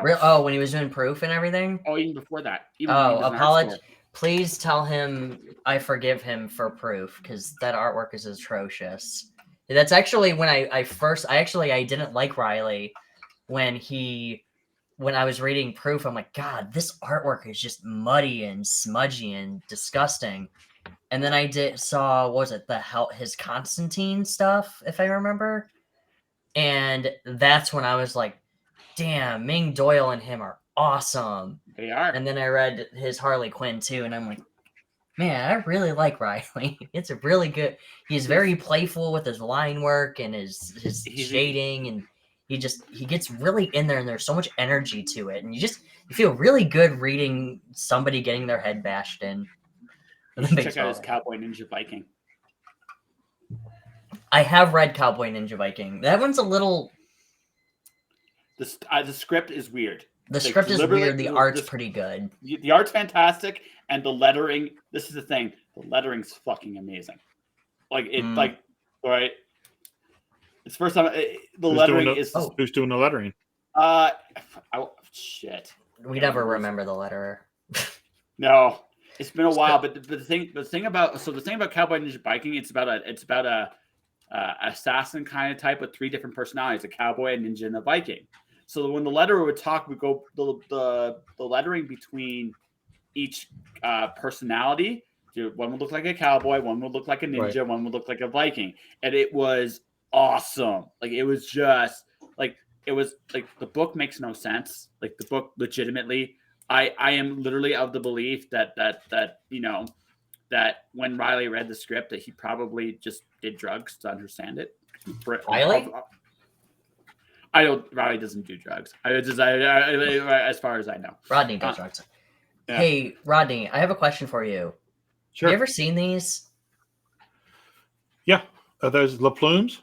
This is a Tombow brush pen combo. Yeah. Where it has the pen on the side and the brush over here. Yeah, I've got some of those. Are these worth it? I don't think so. Okay, because I bought it and it was like $5, but then I have a set of Tombows and Copics, and it was like $20, so they're actually cheaper to buy them in packs than these. Yeah, yeah, those I've got a set of a color, like a colored set, and they're good for that. But as far as inking goes, no, I wouldn't use them because they're too juicy and it would bleed too much. I will give you $1 to never say juicy again. Juicy. Oh, I hate you. Okay, so do you mean they're just when juicy, you mean juicy, juice, you just mean like wet and everything, juice, right? Yes. Okay. Yeah, juice. Yes. Oh, I don't like that. I will have you know that there was actually a character named Juicy in Eddie Murphy's clay animation series, The Projects, or the PJs. Mm-hmm. One of the little kids' names was Juicy, and he was the best part of the show. And I want a Juicy action figure.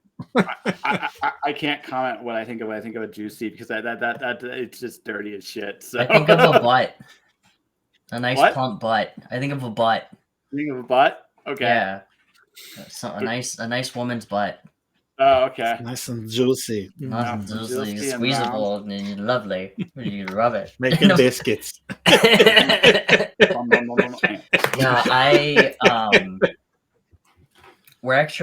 I'm trying to get back into reading more comics. I've been writing more. I need to because I'm so out of what's current.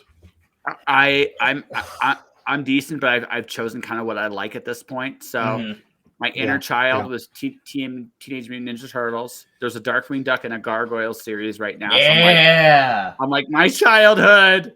Yeah. Take my money. Right. Go on. And then I'm reading. So Starhenge was the best book I read last year. Like I love Ian Sharp's take on that. Although he writes a lot like J.M. DeMatteis. I got something to show you, so keep talking. Yeah. So he's got J.M.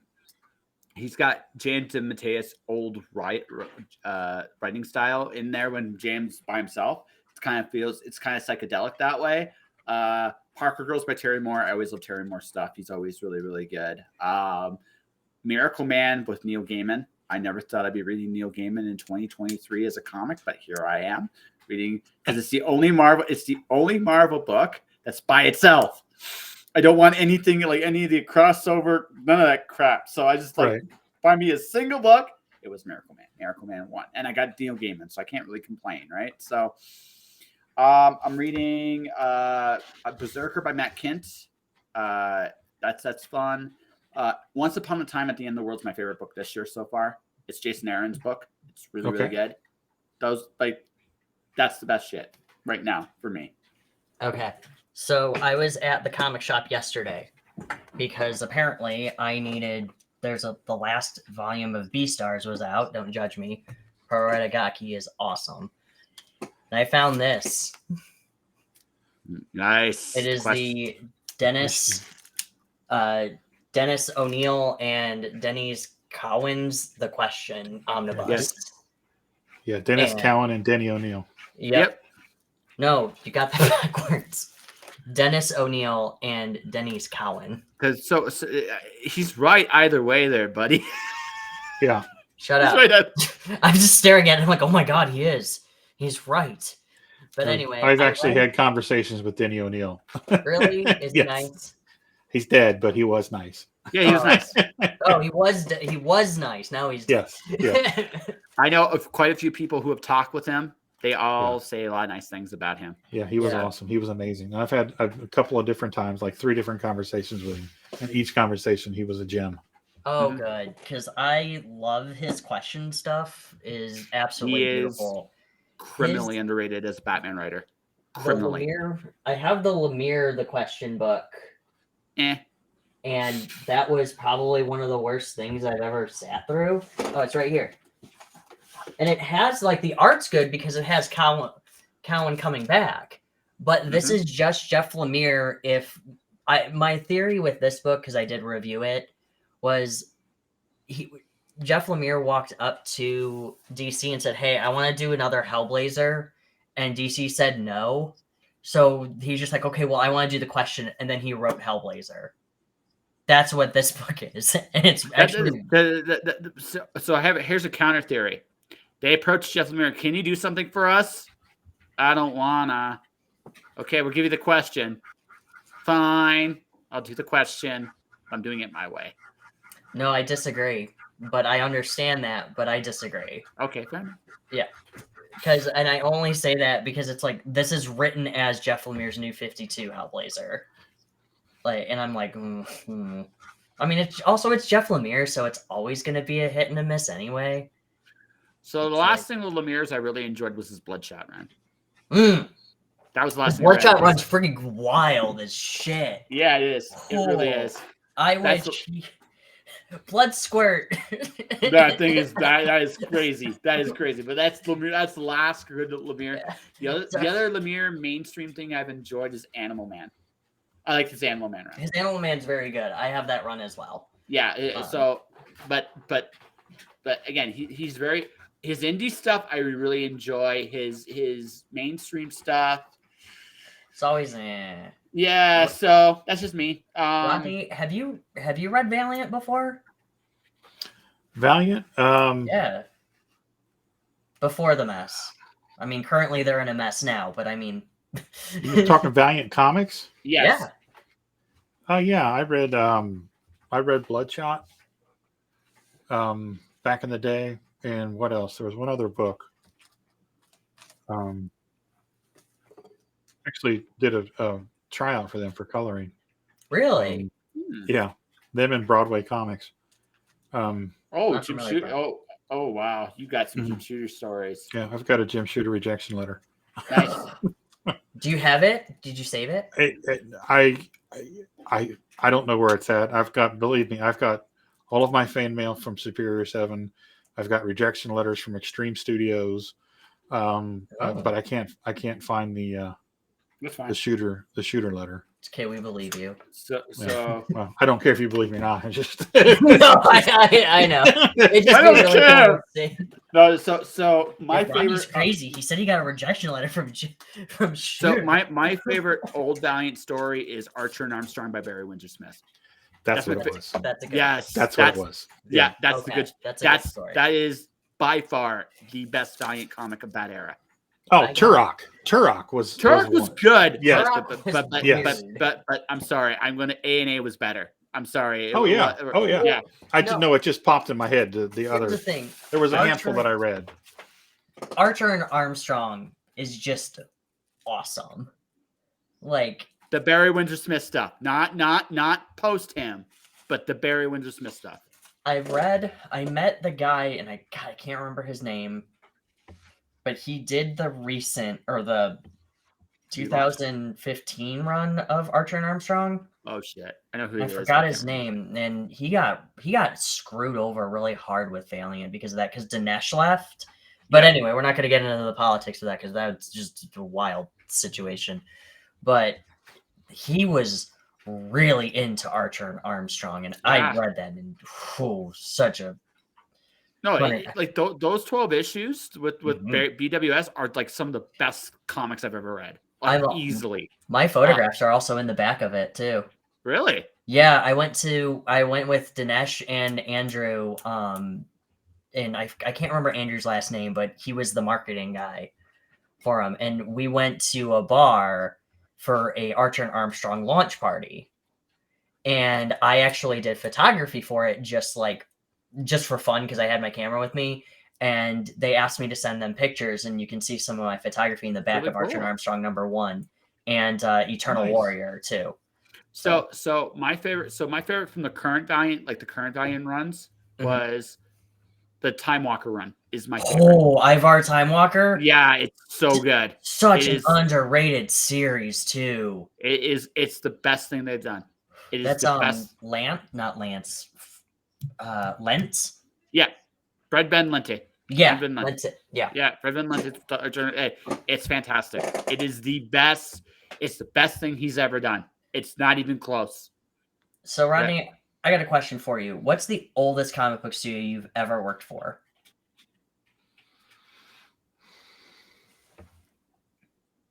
If you say Eclipse, I'm going to question everything. No, never Eclipse. I worked for a lot of them are defunct now. Malibu? I had an interview with Malibu. Okay. Dope. I wasn't hired. I didn't interview well because I was young and stupid, too aggressive. Gold Key? No. I worked for, no. There was a company out of Dayton, Ohio called Checker Comics. I worked for Lightning Comics. Okay. I worked for Boneyard Press, Hart Fisher. Really? Boneyard. Oh yeah. I did a lot of covers for him, a lot of pinups for him. Worked for a company called AOCOM, which is Alpha Omega Communications, and it was all religious based. We did three issues of a book called Angel Wars. Decent stuff in that, decent creators in that realm, actually. Oh, so. Sure. I don't. Yeah. Yeah. And there's stuff that I'm not remembering. I did a book for, when I say I mean me and the guys from Hazzim Productions. We colored a book called Vixen 9 that was from Samson Comics, and the cover that I colored was bumped for a Grey Capullo cover that was shit. You know what? I've got it. Hang on a second. Let me Rodney's getting so mad right now. He's like, wait a minute. I'm going to show you. No. See, here's the thing, right? Sometimes you lose to the name, but sometimes the name sucks. I've seen it. Sure. I've seen it. No, I get it too. And then you look back too, and you're like, damn, now Capullo is like there. His Thor run with his art, that guy is some great cross hatching on him. The guy's a machine. The guy's a machine. The guy's like, I say Capullo is kind of like Cullen Bunn, is where he just pops up everywhere and he'll do anything. And it always turns out Capullo, it always looks really good. Cullen Bunn, everything's just okay when he writes. But still, like you're always going to get at least quality, if that makes sense. Yeah, a certain standard. Yeah. Right? Yeah. Mr. Rodney, let's take a look. Let's take a look. Hang on, I gotta find it. You saw the stack that I brought over, right? I saw the stack. Oh no. Right. But okay, so let's see. But no, like I said, I'm a big comics guy. I'm always reading. Like I am out of touch with television, but I'm always on the pulse with what's going on with good comics. I still maintain that Kickstarter is the best place for comics right now. Yeah, I agree. Yeah. Creed. Yeah. Colored for Creed. I think Devil's Due, G.I. Joe. Oh wow. Okay, that's cool. Yeah. Did I color that? Yeah, Kevin Conrad Bloodbath cover. I colored. Nice. Ooh. Yeah. That's sweet. This is all free comic book day shit. Oh. That's where my free comic book day stuff goes into a pile and then I never touch it. There. I do that too. Actually, I have the Dinosaurs versus Aliens Grant Morrison comic. Superior 7 books. Ooh. Yep. They're cool shit. Yep. Are you Let's see. gonna tell us that you worked on the Superior 7, Rodney? Actually, this was a cool book. This was from a local DJ here in Cincinnati, WKRP in Cincinnati book. Now, the cool thing about this book is I colored 24 of the 27 pages with markers. Whoa. That's pretty freaking cool. That's awesome. Hang on. Folks, if you're listening to this, I cannot do justice how good this work really was, considering what he used. There's a Lonnie Anderson. Basically, it's a pinup page. Hang on a second. Wow. Ooh. Yeah. All That's markers. really good, man. Yeah. Wow. That's really good. You had some Rodney, fun. you can do art? Yes. That's all marker. Dang, dude. Now, can you buy this one still, or is that old? You can buy it from the writer. What was his name? Hang on, it's right in the front cover. Hang on. Shit, I can't think of his name. Chad Lambert. Mm-hmm. You can go to his website. He's on Facebook. Oh, gross. His name is Chad. Yes. Yeah. Yes, it There was another guy that colored the first 2 pages and the last 3 pages, the last 4 pages, and I colored everything in between. Here's Burt Reynolds and Lonnie Anderson together. Very cool. I don't know if you guys ever heard of Penguin Brothers. I have. No. Josh Blaylock colored Yes, I have. Oh, that. Designed his logo. Labyrinth Studios. Huh. Yeah. Yep. I'm not familiar. Of course, you all know Power Ninja Tunes. I wrote it and inked it. No, I'm sorry, I don't. Where's that Fix a 9 cover? Hang on a second. Here's all my Lightning Probably comics. where you left it, Rodney. I know. Oh, Rare Breed. Chrysalis Studios colored that entire book. Rare Breed. Oh, that's Wow. a sweet cover. That's really good. The Buffalo Soldier. Buffalo Soldier. Oh, here it is. Here it is. Let's see if I Built this up good, man. So I Yeah, can't it wait. better be like fucking guitar solo. Awesome. Well, here's the great. Oh, okay. So here's what he did. There's my cover that I colored. Oh, dang. Really Heck good. yeah. Okay. Really good.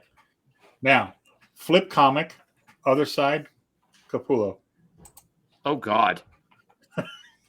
Wait, Look at okay. Show me your cover again. This cover's way better. Yeah, yours is nice and detailed and colorful and everything, and the other one just looks like it's all squished together. Yeah. Oh, it's flat. Capullo. And here's the kicker. Here's the kicker, boys and girls. We never got paid for a single fucking page of this book. Oh. Colored all the interiors. Yep. Dang. What studio is this? Samson Comics. And they're defunct now? Oh yeah. I'm pretty sure, yeah. Okay. I'm sure he's probably lurking around. Rich Buckler did the pencils. Rich Buckler Jr. pencils and inks. Daryl Taylor was the writer. Henry Hughes was the coloring. That's us. and I won't say his name here. We can talk about it backstage. Sure. Uh-oh. Yeah. Well, Yeah. no, because I don't want because to. I don't want to slander anybody. No, I know. I get it. I get it. and also the real dicks in the industry don't. Yeah, you don't want to give them that much airtime. So. Oh, I know.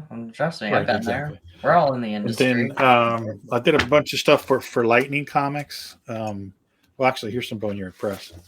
Helena from Lightning cool. Comics. I colored that cover. And also, we did their ads. We designed their ads. You could do the ad. I've always wondered that. Do artists do the ads for the books too? It varies. Like it honestly varies on the company. Okay. I've always wondered that. I'm like, so do they do the hostess ad in the back of the full book? Dang, bro, that's like some Hellblazer Buffy stuff right there. That's right. Hang on. There's let me see if I can find a. Oh, so we did Creed. This is issue 1 of Creed from Lightning Comics. Creed is a boxer. I didn't color That's not Creed. I didn't color this cover, but there are 3 pinups in here that I colored. Lightning Comics. I must know. I did this. There's one cover, 1 pinup. And then here's another pinup. Very cool. And then, what's the other one? Oh, they didn't operate for very long.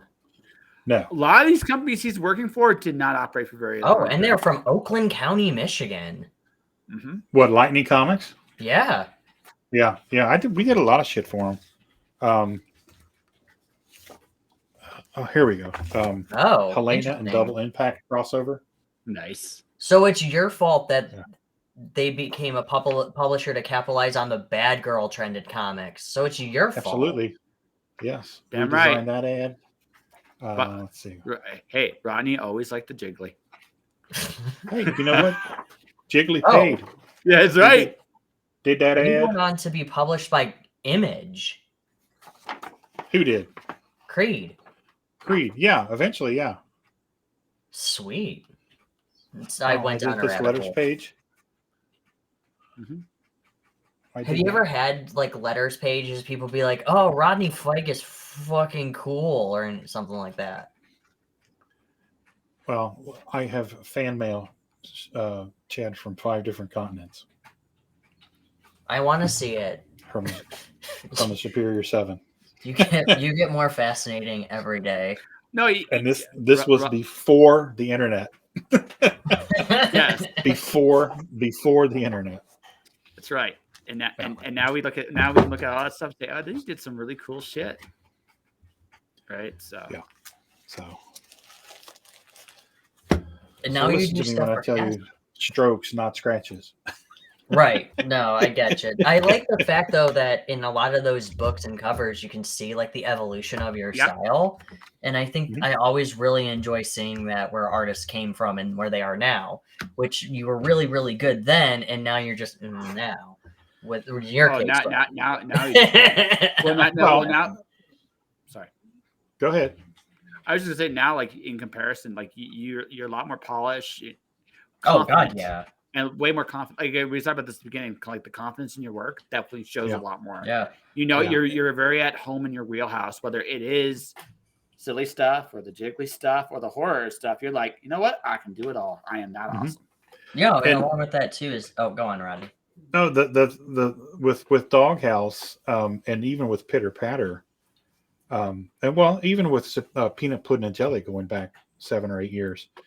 I colored the first 4 issues of that with colored pencil because I wanted that 70s kind of grainy film look to it. So that was intentional. But the colors on issues 5 and 6, my palette is simpler now, and it's literally base tones like flats, and then a highlight and a shade. Sometimes I'll put a gradient on like across the chest or across the leg, and then put a shade and a highlight. Because it's more efficient. And a lot of comics, I did a lot of over rendering back then. So you did a lot of Todd McFarlane. McFarlane stuff. Well, no, his stuff's not over rendered. Brian Haberlin colored all of his stuff. He over inked. Yeah, I was about to say he over inks. Yes, a lot. yes. Yeah. But I like that Vixen 9 stuff. I look at that now and it's way over rendered for the amount of line work that are on those pages. Sure, it's very 90s. It deserved a simpler palette. But I was young and inexperienced. I was trying to impress. Yeah, with, and you're trying, you know, and probably a bit more of a perfectionist back then too. Yeah. Yeah. Big time. I would get into fights with my studio mates over spending an hour on one panel. You know, quantity over quality. Yeah. Well, it's not even that. It's just like, okay, like you talk about McFarlane's over inking, right? What that tells me about McFarlane, even without actually really going into great detail, is he's a perfectionist. Because the thing about inking is you can go into greater detail with particular images here and there as well, especially if it's your own pencils. So what probably happens with McFarlane is he overthinks his stuff. Well, I think he overthinks. I don't think he's a perfectionist. I do agree that he overthinks. It's what it. It's a little bit of both. Oh, okay. In my opinion, Todd is very. His mind is always firing. So a lot of that he did haunt. Some people will say it's over inked. I will say it's energy. Have you seen his action figures? They're just over everything. But that is what people like. Again, no, I know. But continue. That's what people want, right? Yeah. Well, if you consider what action figures were before McFarlane took over the industry, yeah, I think that's badass. No, it's fucking awesome. There's way too much like detail in it that it's gross, but I absolutely love it. It's haunting, by the way, in case you're wondering. I love haunt. I've got a Creech doll that Greg Capullo's Creech. I've got that somewhere. I don't know where it's at. It's in a box somewhere. But his stuff. There's a difference between, and it's a fine line. There's a fine line between over inking, over rendering, and energy. Okay, and if you're not sure what I mean, go onto Instagram and look at Sal Regla, Regla, Sal Regla, inking. He inks all digital now. Or even Matt Banning or Rags Morales. Rags Morales is all organic. And you watch what he does with backgrounds and the splatter effect and stuff, especially Sal Regla. It's all energy. Is that why I like Sam Keith's artwork a lot? You might think. Oh, continue. Yes. Okay. Yes. That makes sense now. Yes, because it's to the untrained eye and to the naive story consumer, it's messy, right? And it's splotchy, but it's all about the energy and the mood that he's trying to portray with the storytelling. He's telling the story as well as the word balloons. Yeah, and it's kind of like masterfully done. Yeah, and that's kind of like with Riley Ramasso, is that his stuff has just a ton of energy to it. And you're like, oh, this looks really bad. And you're like, yeah, but you're having fun reading it. Like, yeah, there are people that do a lot of stuff currently, and they're successful, but their stuff is static and it's boring. And there are people that do the same exact thing that they do. And I'm like just a pinup or a print. If you go to a convention and stand side by side and look at the two different booths, and one, it's very professionally done, but it's boring because it's static. And the other one might not be as technically sound, but it's better because there's energy and there's motion in the artwork. You know who the perfect example of that is? Eric Larson. Ooh, you're right. Yeah, because he's not the best artist in the world, but there's a lot of energy in the artwork. Savage Dragon is fun. You're always gonna get awesome, great in your face work from him. And then you have people like, honestly, I do like, what's his name? He did Invincible. Ryan Otley. I like his artwork, but it's like, I like Otley and Invincible. I do like, no, don't get me wrong. I really do like Invincible as well. And it's just, when it's compared to Eric Larson, it's more fun. Or like Tank Girl. J. Scott Campbell. Yeah, J. Scott Yes. Campbell and any of those people. It's like you have these really fun. I have a Harley Quinn statue of J. Scott Campbell's artwork, and it is like the sexiest thing ever. Yes. And that's why it's like, and then Jim Lee too. He's a really good artist, but all of his stuff is kind of smooth. And maybe Rodney, I think that's what, when you say really professional, every time when I look at people and I'm going through booths, I always look to the people who are, yeah, their line work might just be very super sketchy and off balance and just something, but there's just a very fun quality to them. Yeah, energy. Yeah, and it's like, yeah. Or when I look at, somebody who's, everybody has really smooth skin. So and I'm like, yeah, Jim Lee currently suffers from that. Mm-hmm. Technically sound, beautiful stuff, but it's the more and more I see of his current stuff, it's boring. Yeah, there's not enough flair to it. So do you know who the analog to Jim Lee is? In my opinion, George Perez. Perez has all this. He's actually pretty technically sound, but if you really watch what Perez is doing, Perez is all about, oh my God, I can put this in here and this in here and this in here. And he's having a blast the whole time. So give me George Perez over Jim Lee. And honestly, because I'm going to have fun with George Perez. I'm not going to have as much fun with Jim Lee now. Now, Jim Lee in his Wildstorm days, now we're talking. That guy was amazing. And his X-Men stuff. Yeah. His X-Men stuff. Yeah. Or you even look at somebody like Sean Murphy on White Knight. If you ever read White Knight. Sean Murphy is fucking amazing. He is so good. Yes. Have you read his Joe the Barbarian? I have read. I haven't. I've got the Murphy books right here. I read the book. I read the book with Grant. He did with Grant Morrison. And I can't remember what it's called right now. Was it the diabetes one? Yes. Joe the Barbarian. Right. So it was that. So you said so it's that because he wrote one too. He wrote one as well. So I wasn't sure if that was the one you were talking about. But Wait, Rodney, have you ever read Joe the Barbarian? Good. No. Oh man, Sean Murphy goes wild in that book. It's about this kid who forgets to take his insulin, and he starts having like psychological like meltdowns, and he starts seeing his action figures come to life, and he's trying to get to save the world and defeat evil. But like Batman's there, and Optimus Prime is there, and Superman's like all the DC stuff is it's really cool. Yeah, it's so fun. I would like that a lot because I have a really good friend that we've known each other since high school, and he played in a lot of bands with my brother, and he's a drummer. He's still out playing, and he plays 4 nights a week. He's fucking amazing. He's bands? Just local stuff. Oh, okay. But he's a diabetic, and we would be out at a gig, and he would go. We called him Biff. Biff Gunner was his nickname, but his name's Jim. And he would be one second he's standing there and he's fine, and the next second I look over and he's white as a sheet, and I'm catching him. He's because he hasn't taken his insulin shot. Yep.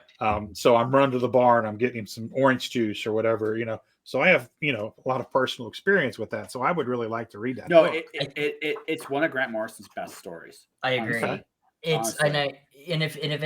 I think if you have like that personal connection to it, I think you really like it more. Joe the Barbarian, huh?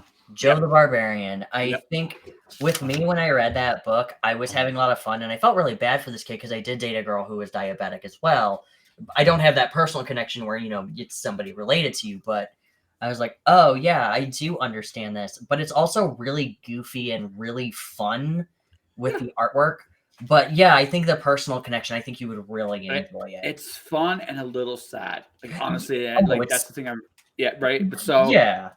But it's great. Like it is one of, like I said, wouldn't say it's his best all-time story, but it's one of Morrison's better stories with DC for sure. You know what I think is a really underrated story for Grant Morrison? His Animal Man and his Flex Mentallo. His Animal Man's not underrated. His Animal Man's phenomenal. Oh, 100% it's underrated. And I only say that because every person I've ever talked to has never read it. No. And they're always like, oh, it's They're like, oh No, I love that Animal. So Animal Man is Grant Morrison going meta on DC. It's phenomenally fun. 100%. It's Right? crazy. It's totally meta. It is a phenomenal love letter to the DCU in his younger days. It's fantastic. It is. And it pokes fun at it a lot too. But here's the thing: when you look at everything Grant Morrison's done, how you can look at everything DC has done since. So the two people DC has stolen all their good ideas from are, in order, Alan Moore and Grant Morrison. Wait, Rodney, you've never read the Animal Man run? No. It's Man, good. I gotta mail you a bunch of stuff. Rodney. So for today's product, like I will say this, Harley Quinn's phenomenal. Like the Riley Rossmo, Stephanie Phillips stuff is really good. I'm a big fan of both people. Stephanie's is an awesome human being. She's secretly, I call her my secret Canadian buddy because she's a Tim Hortons fan and loves to play hockey. So I call her my secret. My favorite fast food coffee place. Okay, cool. I've actually, for me, it's second cup, more sugar. But that's okay. I'm good with that, right? But but yes, but I'm okay with the Tim Hortons love. But no, so that book's really good. Oh, Stephanie's still writing it. Riley's no longer doing it. Stephanie's Harley Quinn run is a boatload of fun. It just is. Beyond that, I honestly I'm like this with DC right now. There's 15 Batman books. I've kind of bailed, right? So, I'm reading Robin because Riley's doing it. I'm not reading it because I necessarily and it's not a knock to the creative team. It's just not my book. It's a good book, but it's not Red Robin's my favorite Tim Drake run. Like that's my favorite one. How dare you? That Joshua Williamson's run of Damian. Ooh. No. The Red Robin Tim Drake. I'm talking Tim Drake, not Damian. No, I know. Oh, you're talking about the old Red Robin run. Yeah. Oh, okay. I'm sorry. You're talking about the current. I'm like, you shut up. I don't. No. Shit. I know. I know what I'm talking about, Chad. I know what I'm talking about, right? So. Go fuck yourself.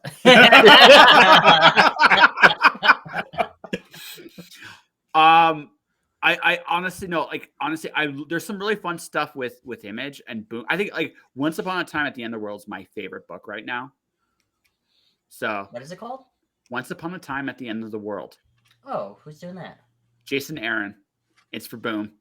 Oh, I didn't know he had a new book out. Who's doing the artwork? Oh, can you give me a second? I can actually show you. Sure. Yeah. Give me a second while you guys just talk for a minute, okay? No, I'm kind of shocked that you haven't read Grant Morrison's Animal Man. I feel like that would be really up your alley. Well, it's just when that stuff was all out. It's when I was doing the stuff the first time around that I was like now. I didn't have time to read comics. Sure. It's unfortunate too because Rodney, since I've joined the ICN and also you guys as well, it's like I have like 3 projects on my docket, so I don't actually have time to read. Like I've actually been asked to do stuff, and I'm like, yeah, when do I get all to right, have gentlemen? So this is the book. Oh, I like that cover a lot. It's a little all over the place, but it's really cool. No, but the book is a. There's issue 2. I like that. I do like that issue a lot. And I think and issue 3. Okay. All right. And so so here's the thing. I think Jason Aaron is great. So my favorite 2. Okay, I love Stephanie Phillips. I think she's fantastic. But currently, my favorite writers in the bigger like mainstream stuff. I'm a Tom Taylor guy. I think Tom Taylor has done consistently amazing stuff throughout the years. Have you checked out his Wolverine run? It's fantastic. I love it. I haven't, but I will check it out. Who is it? Then. What's his name again? Tom Taylor. Tom Taylor. He did the was he the one who did the Doomsday Clock? No, that's Jeff Johns. That was Jeff Johns. Okay. I always confuse those guys too, and I don't know why. So this is my opinion on Jeff Johns. He's fine. he's just you're gonna get what you're gonna get with him. I think okay, so I love the thing is about Jeff Johns, he's doing the same stuff over and over again. So I like his Flash one's fantastic, his JSA is fantastic, his Green Lantern was good for the most part. I liked his Green Lantern run. What? I liked his Green Lantern run. I liked Blackest Night. I thought that one was really good. Blackest Night was another Alan Moore idea he stole. Okay, I actually didn't know that. Go back to the Harley Quinn. What's the writer's name that's a friend of Stephanie yours? Phillips. Stephanie Phillips. I got into her when she was doing stuff for Aftershock. Like she's really good. What did she do for Aftershock? Artemis and the Assassins. It's a time travel assassination story. It's really, really fun. She has another one, and I can't remember off the top of my head what she did there. But no, she's been doing really good comics for a very long time. Stephanie Phillips, is that what you said? Yes, yeah. She's really good. I like her writing with Harley Quinn. I like the fact that they still keep her. They made her kind of personal, but also still crazy.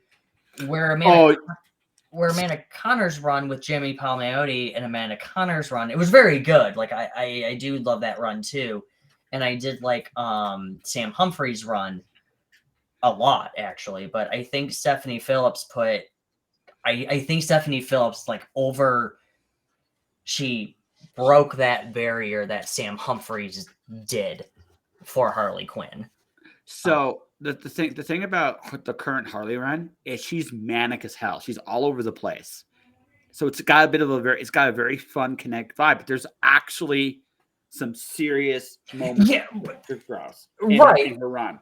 Yeah. And it's really, really fun. It's really, really good. It is the best supporting cast Harley's ever had. Yes, right? the joke.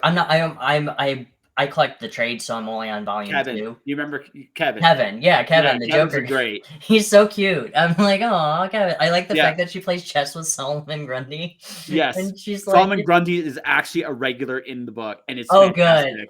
I know he's in the first volume, but I didn't know how much he was in the second because I have the second volume. I'm so behind. Right now, I've been on a Marika Andolfo run right now. I'm 50-50 on that stuff. You're wrong. no, I haven't been wrong on much, Chad. Whatever. Well, you're wrong on this. No, I get it. Like the thing I like about her is her Unnatural book is very tight. It's very clean. And then you read Sweet Paprika, and it's like a different universe. Mm-hmm. Like it's just wild. And see, I like Sweet Paprika, but I'm not crazy about Unnatural. And you know what though? I do agree with you. Yeah. But Unnatural kind of got me into me checking out Sweet Paprika. Tina's actually reading that right now. Sweet Paprika. Tina? Yeah, Tina is. And it's so sexy. I will give again. That's why it's hit and miss with me. Mm-hmm. When she's good, she's good. I'm not arguing. Now, is she doing the artwork too?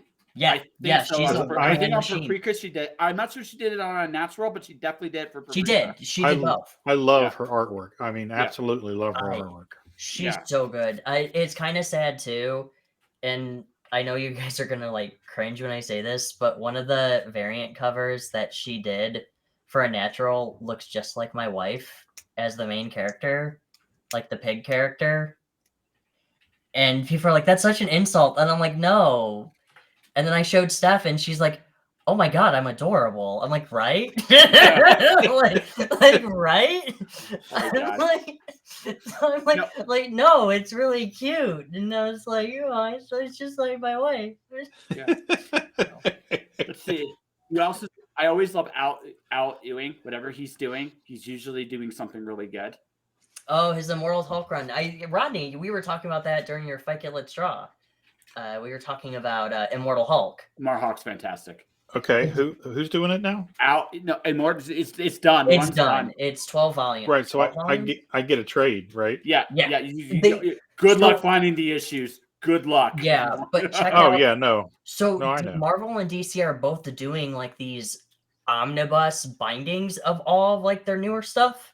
So check those out too, because it might be quicker. They just released Dan Slott's Silver Surfer run with Mike Allred in an omnibus. You know what? I don't haven't read it yet, but I really do like Mike Allred.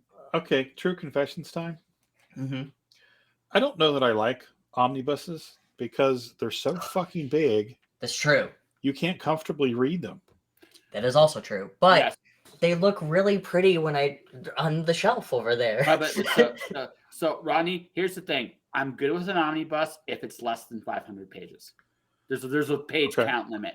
There's a certain point where it's just not good. I've got the omnibus of Crimson. Umberto Ramos was Crimson, and it's fucking gorgeous. But it's impossible to read. It weighs 800 pounds. I need a crane to read the goddamn thing. That's my problem with the Steve Gerber's Man Thing stuff. Like, it's absolutely gorgeous to look at, and I'm sitting there going, man, I love this. And then my arm, like, I'm doing like fucking weightlifting with it, and I'm like, 1 read page, 2 read page. Yep. It's so annoying, and it's always nice to know that you have a weapon of mass destruction that you're reading. Right, like during a zombie apocalypse, you'll be fine for a little bit. Yeah, you can just drop it into the zombies, and they're done. They're done. Not getting up. And that's my biggest problem. Like, the Mike Allred one, I think, is under 500 pages because I think that was only. Oh no, it's a short run. It is secretly a Doctor Who book. That's what Silver Slipper is. I'll be right back. No, Mike. First off, I like me some Mike Allred. That guy is great. He's great. Beautiful. Like I didn't like his artwork at first until I read his art ops. Mm-hmm. And then I started going back at Paper Works because I didn't like his Future Foundation stuff. I just felt like the book, when they released that, I'm like, Mike Allred didn't fit it. No, it didn't. And then I read iZombie, and I was hooked. That's good. That's good shit. All right, so iZombie, I'm telling you this now. That is the underrated comic book ending ever. Like, I never got to the end of it, so I can't really comment on that. Dude, it's wild. It's like when they made the show, I started watching the show as well, and I was reading the series, and then I finished the series, and I never went back to the show because it's just like your standard detective stuff with zombies. Mm-hmm. And then I read the ending, and I'm like, where did they go wrong with this show? It's not. It's okay. Wait, okay. Television shows and comics are not the same beats, man. They're just not. But it's like I could forgive them with the iZombie TV show if they went with the ending, because the ending of the comic books is like, like, I tell you, it's like my top insane endings of comics. Right next to Chew, it's like the ending of Chew, it's like right there. Like, it's insane. Chris Robertson is also criminally underrated as a writer. I've met Chris Robinson, and he's such a sweetheart too. Yes, he is. Like, he's a sweetheart of a dude. He signed my free comic book day iZombie issue. Yeah. Aww. Yeah. No, like, there are some really good guys. Like, he is great. I loved his Boom stuff with he did with Stan Lee. I thought that was great stuff. He did stuff with Stan Lee? Mm-hmm. With Boom. Oh. Yeah. All right, hang on, I'll be back. No worries. Yep. But no, there's always a lot of good stuff out there. But honestly, my favorite stuff's the Kickstarter stuff right now. And because there's a lot of good stuff. Well, it's not only that. Like I've said this in other shows. Comics, the renaissance in comics right now is not in the big. There's some. Don't get me wrong. There's some great. Like there's some great books in there. But the reality is, okay, you do amazing work. You do. No joke. You are a very talented writer. You are an excellent artist, right? Thank you.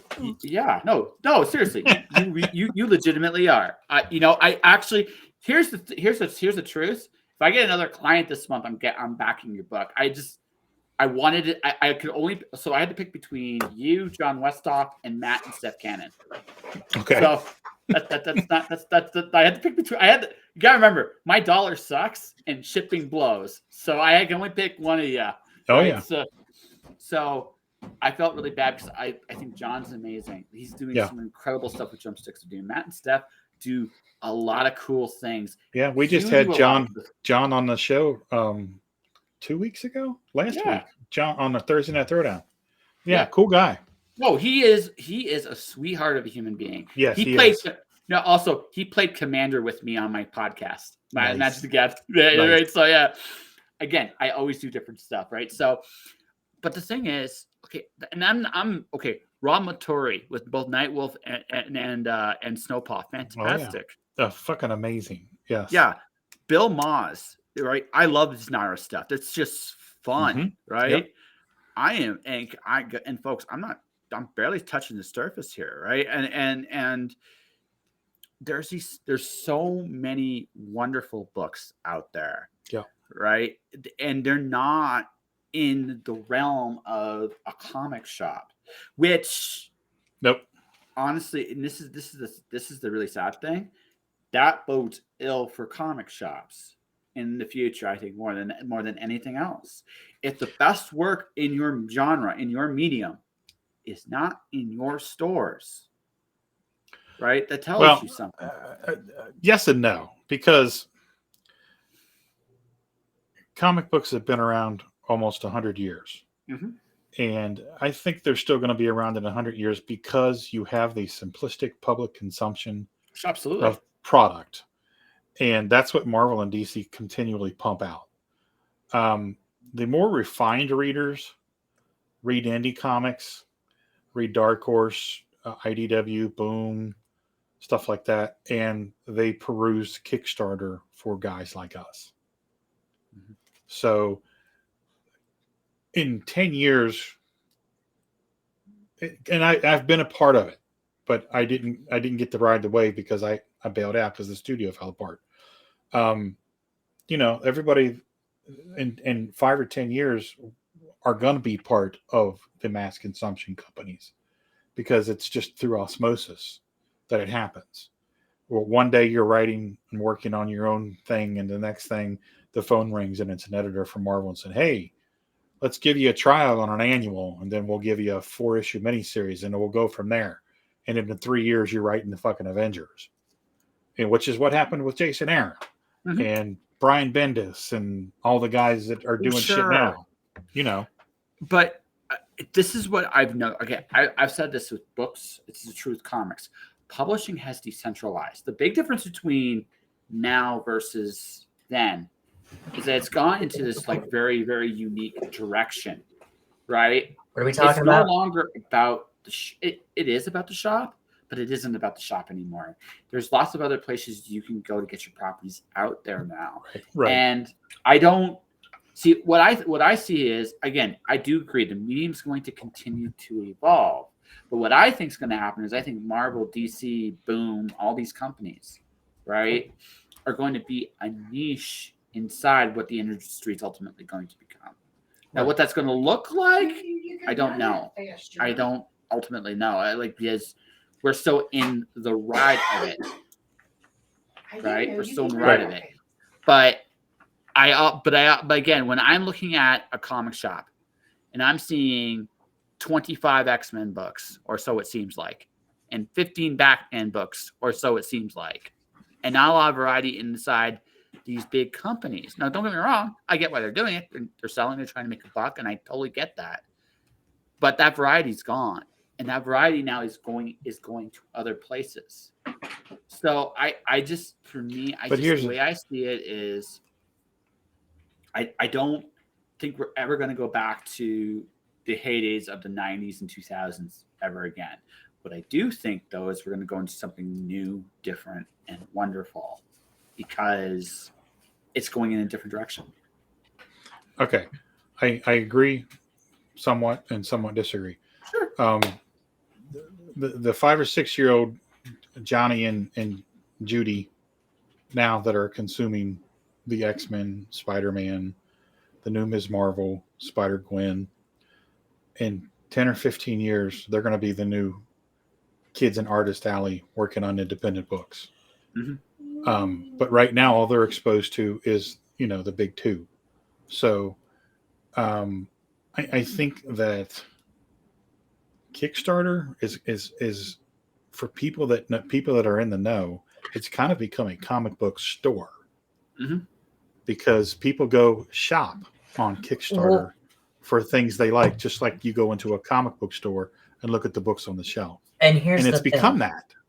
So I'm going to chime in real quick because I caught up exactly what you're talking about. So one of the things that you were saying when you walk in, there's 15, 16 Batman comic books in a comic book store. When it comes to us, when we walk in a comic book store, we know what we're looking for. Like, we can walk in there and we can bypass all the Batman, Superman stuff, and we can go right to Do a Power Bomb by Daniel Warren Johnson, which I still need to pick up that book because it looks fucking incredible because it's Daniel Warren Johnson. But anyway, when the average consumer walks into this shop and they go, I want to read a Batman title because they know Batman, they look up and there's, at my local comic book shop, there is 2 shelves of Batman. Now, granted, they have mostly independent stuff too. Like, they're really great on the independent run, and they'll also be selling my book too. But anyway, people will walk in, and I've talked to the owners a couple of times before, is that people will ask for a Batman book, and they'll be intimidated by the wall. They'll be intimidated by the Thor. Like, there's like 9 million of these runs. Like, well, where do I start? Well, and that's where, I don't mean to interrupt you, but I'm gonna. That's where the owner, it's the onus is on him to step in and say, recognize that and say, let me recommend something to you to get you started. No, absolutely. I mean, yeah, when you walk in and you say, what's the next Thor run? You know, you hand them the Donny Cates run because that's the current. Like, that's the kind of stuff you do, where you recommend your self-contained stories. But when you're an average consumer and you don't know this, you're going to walk out of the store intimidated. Right. A little bit. Even if you know, you're a little intimidated too, because which is why they started renumbering comics, because Joey Bag of Donuts walking into a comic shop is going to see issue 789 of Batman, and they're going to think, well, fuck, I'm never going to be able to find all these issues. Right. It's the same thing. It's intimidation. Right. Yeah. But then when you go to Kickstarter, everything is laid out for you. It's, hey, I have issue 1 is this Kickstarter, but let's say you find something of issue 2. Then what you do is you go to their tier and there's issue 1 and issue 2 catch-up tier. Like, you know exactly what you're getting. And even if it's a long run format comic that's going on Kickstarter, you can automatically get those issues, whether it's in print or PDF. And I think that that's a little bit more easier for your average consumer and even just new people with comics. Like, you walk into this store and you're like, I want to read Superman. You know, superhero. You're Superman issue 10,000. I don't want to do that. Well, I'll give you another reason why I kind of think this. Sure. So, does anybody remember when the Supergirl series, the television show, was actually hot? Yes. No. Okay. Yeah, so, like 5 years ago. Yeah, 5 years ago, right? Right. Yeah. So there was before CBS or after? When it first came out, literally when it first came out. Yeah, it was on CBS. Yeah. CBS. Yeah. Okay, so here's the thing, right? They had no Supergirl girl to get people. They would get people to come in, like at my local comic shop here. They would get people to come in and go, "Hey, I want a Supergirl girl book," and the comic shop hated it because it's just like, because they had nothing to give them, because DC didn't have trades available, didn't have an ongoing series available, didn't have. Hang on, time out. They had the New 52, but they stopped producing a lot. Time out. Michael Turner and Jeff Lieb did a fucking phenomenal Supergirl story. It was 6 issues long. Wasn't in print at the time. Okay, but it's in print now, and I've had that trade for probably 15 years. Yeah, oh yeah, absolutely. Really? Yes, and it's absolutely gorgeous. If you've never seen it, Jeff Loeb, Michael Turner, that runs phenomenal. Yeah, it is top fucking notch. Yes, but no, that's what I think. What's really good about the Kickstarter run is because when Megaton came out with Wells Thompson, I was like, "Fuck, I missed issue 2." And then I went to their current Kickstarter, dropping that right now. And then I go, oh, they have your catch-up title. And then I bought another copy of 1 and 2. What's up, buddy? Or 1, and then I got 3 and 4. So But it's like, it's nice to just be able to say, I have this entire run, and I kind of wish Marvel and DC would maybe go to Kickstarter or do something like that. You know what? Not They do. just It's called trades. Shut up. Well, but here's the thing, though. Like, even the New 52 stuff now, Peter Milligan's run of Red Lantern, it's out of print. Like, I can't go to the... This done in the big two are both guilty. Yeah, like, this question omnibus that I bought this, and then I wanted to know if I could get another copy of it, too. Because shut up. Because I wanted a reading copy, and then I wanted a copy to put on the shelf, because shut up. Just because he wants to make love to it when he's not. Yeah. I said shut up. But they were like, oh, no, it's out of print. And I'm like, what do you mean it's out of print? This came out like 3 years ago. That means that you have to go to all the shows and look at all the book vendors and see if you can find it at a show. That's how and then the book vendors are like, oh, you want this, and then they have dollar signs. Yeah, $300 overcharge you. Well, even then, like the freaking Animal Man. I think I have the entire run of Jeff Lemire's Animal Man in single issue, but the trade paperbacks, I'm missing volume 3, and it's like $50-$60 online to order it. Yeah, so here's like this, and is what I'm like, saying. just fucking kill me. This is what I mean. This is what I mean when I'm saying, Rodney. It's not that I think Marvel and DC could have more market share if they were a little bit in. Now, okay, you can't control that Supergirl was going to be this giant hit. Right. But maybe, just maybe, you have like a trade at least available hey, a brand new trade or something. Just reprint the New 52 stuff. This is the problem with Marvel and DC being owned by huge conglomerate corporations, is those huge conglomeration corporations are so unaffected and disconnected from the comic book buying public. They don't care. Absolutely. All they care about is the quarterly report. That's all they care about. Absolutely. Yeah, they and then they get shocked, which is unfortunate for. Yeah. No, and it sucks because we're selfish where we want another, Garth Ennis Section 8 run. Nobody's gonna read it, but I'll be that one guy that reads it. Oh, that's not true. Like, people no. See, sometimes. So I'll give you a fun. So one of my favorite Peter David books is a Dark Horse book called Spy Boy. It's hilariously good. It's a fun fun book. Who did the artwork on that? It was Pop Moy. It was. So, Pop Moy. Yeah, Pop Moy. It was a fun book. I discovered it 3 years after it was canceled. Yep. Right. What's it called again? Spy Boy.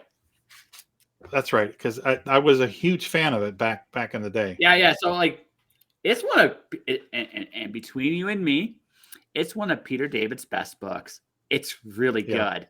But here's the thing: no one knew about it. Right. Thing is, right? Garth Ennis has the same problem, right? If I know Garth Ennis is doing something, I'm at least going to look at it. But sure. Right now, most of the time, no one's. I mean, don't get me wrong. Garth's not suffering. The Boys has got season 4 at some point coming out, right? He's good. He's good for a while. I mean, it's not like he's got anything to worry about. But let's be real. The Boys, right? I mean, it's his most well-known work. It's not his best work, but it's his last most well-known work. And I think Preacher is probably his most well-known work. I think The Boys being what it is, yeah. Well, The Boys now, I'm talking about like in comic-wise. Comic-wise, Boys was good. No, The Boys is great. I'm just saying that the Preacher was huge in the 90s. Yeah, like Preacher, I think Preacher was bigger. Oh, absolutely. Yes. So I think in his time, it was huge. And that's the thing when I always bring up Garth Ennis is it's like, have you read his The Demon run? Yeah, that's good shit. Yeah, or like his Section 8 stuff or his Hitman run stuff. Hitman's great. Yeah, Hitman's great. But my favorite is Johnny Red. I haven't read Johnny Red. Johnny Red is a war comic story about an American pilot serving in the Russian Air Force. It's fantastic. Oh, it's really good. Really good stuff. I like his Punisher Max stuff, but that's easy. Like I was getting ready to say his Punisher Max stuff was phenomenal.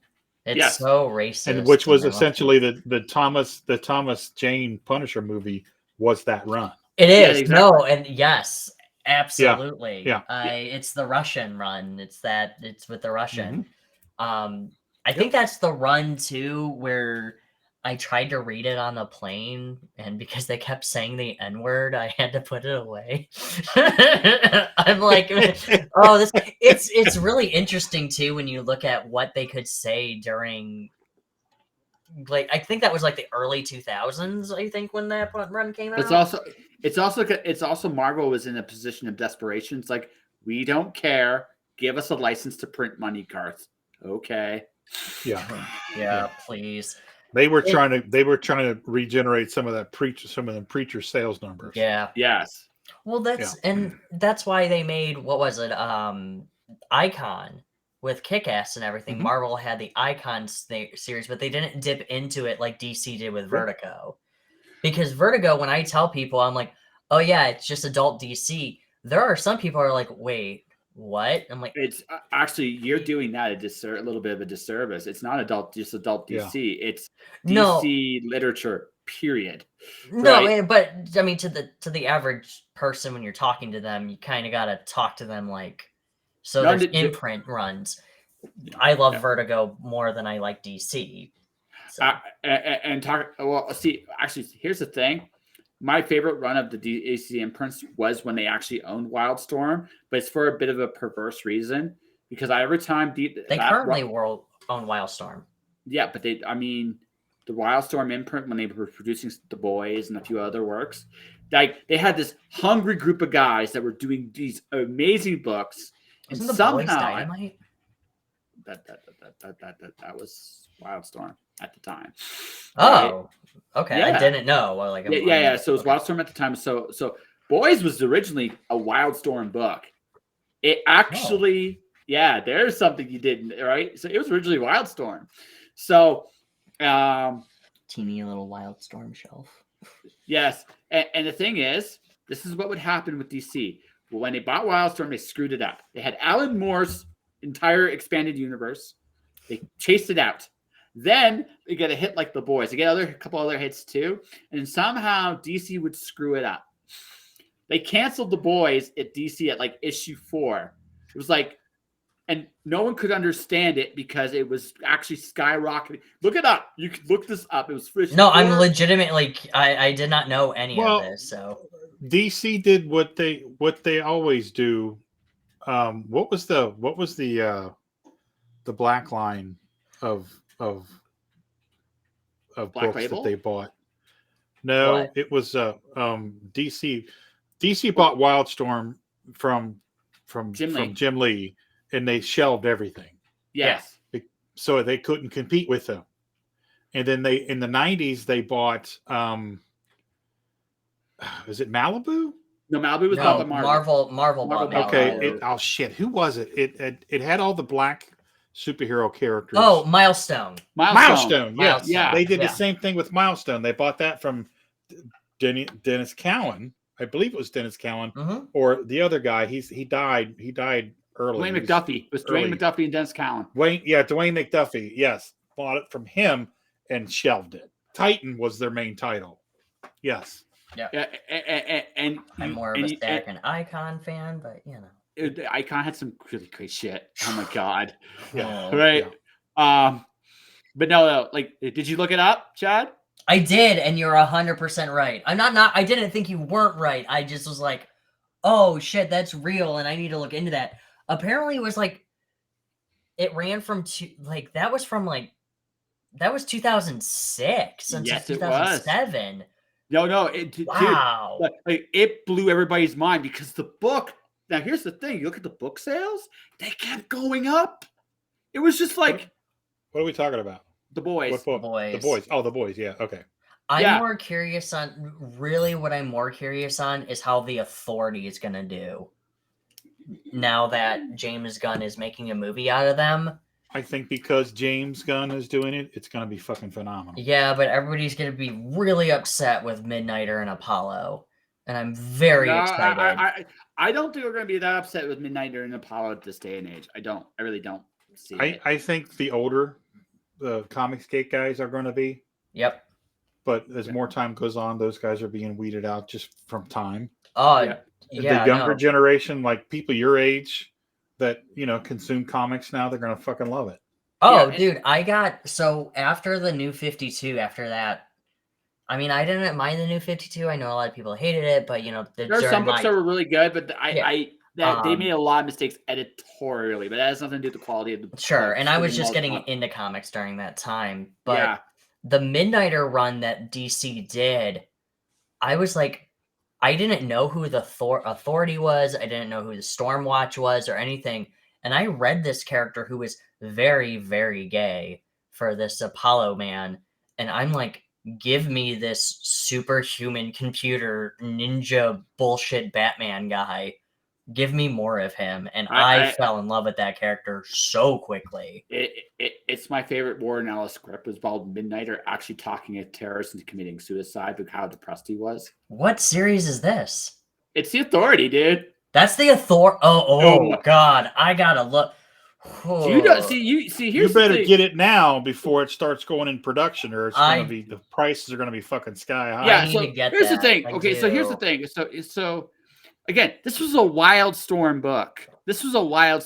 Right? That was really, really good that they fucked up, right? Because right, this is another one of them, right? The Authority. Okay. So I had to choose between between Warren Ellis's The Authority versus Warren Ellis's Planetary.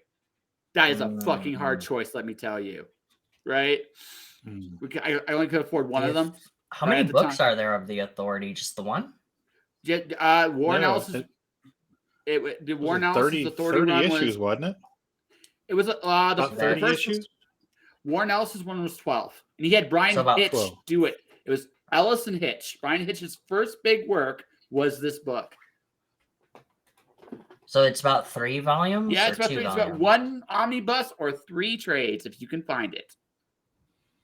I've got the first trade. Yep. Yeah.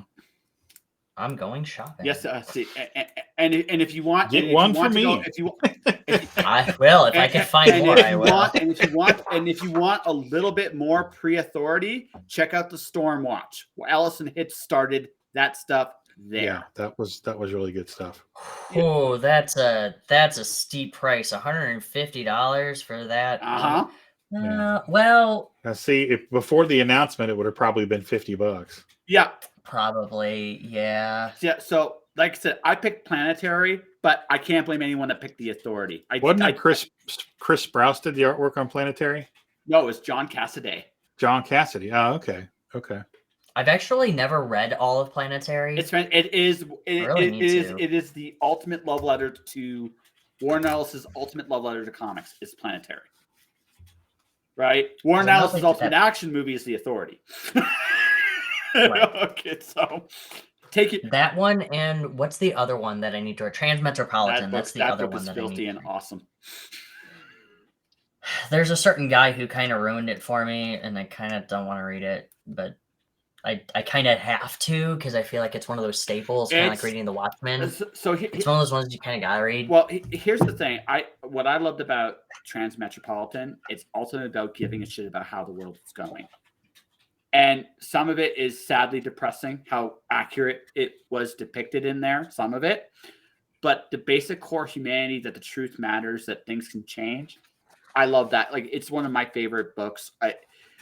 So my favorite 3 Ellis books are Transmet, Planetary, and Ministry of Space. I love his science fiction. Oh, so you're mediocre. No, I'm just kidding. No, I get it. Yeah, absolutely. Saying from a guy who hasn't read or finished either of them. Yeah. No, I get it.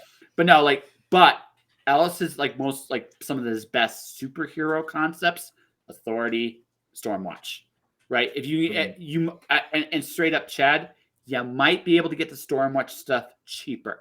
Right. Sure. And not the New 52 stuff. No, fuck no. Avoid that like the plague. It's not as great anywhere as good as the it's nowhere near as good as what else. That was when they did the what was it? The Team 7 with Grifter.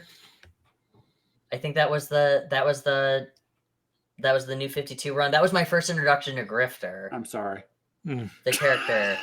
And no, I bought. So GameStop had his Todd McFarlane figure on sale for like $10, and I scooped him up, and I was like, I've never read a Grifter comic. I just think his costume is really stupid. Like it's just, fair. No, it's you know what? Honestly, it's legit. I can't argue with that. I'm sorry, but your costume's just an apron for your face. Like, well, it was him. It was kind of an ode to Rob's X-Men characters that he created for Marvel that he no longer owned. Yeah, it was kind of that. And well, him and Jim both, they designed a shit ton of characters when they worked on the X-Men that they no longer own. So, his really good designs belong to Marvel. okay. So, and Grifter, if you look at the mask, it actually you'll recognize a certain character that that may or may not break the fourth wall a little bit here and there. So. Yeah, clearly it's slapstick and She-Hulk. That's what the homage is. Absolutely. 100%. Absolutely. 100%. She-Hulk, the best fourth wall breaking character. No, but like there's some really good books that were never got their due when they should have. Then you look back and you're like, how did they miss? Right? But there's always like Icon, like the Icon books, like they're so, or the Milestone books. Actually, the Milestones. There's so many good books not run. I don't know, like, how did you sit on that? And then, like I said, I gave some Wildstorm examples. How did you sit on those? Right? I don't understand how you sat on. So you remember what Vertigo was going through that weird experimental phase when you did Saucer Country, American Virgin, and those types of titles? I don't understand how you cancel those off the wall batshit insane titles. Can you read them now? They're awesome. American Virgin.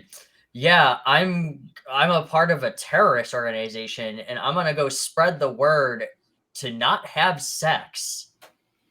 Like, and it's just like this weird fucking thing of this preacher guy talking about not having sex.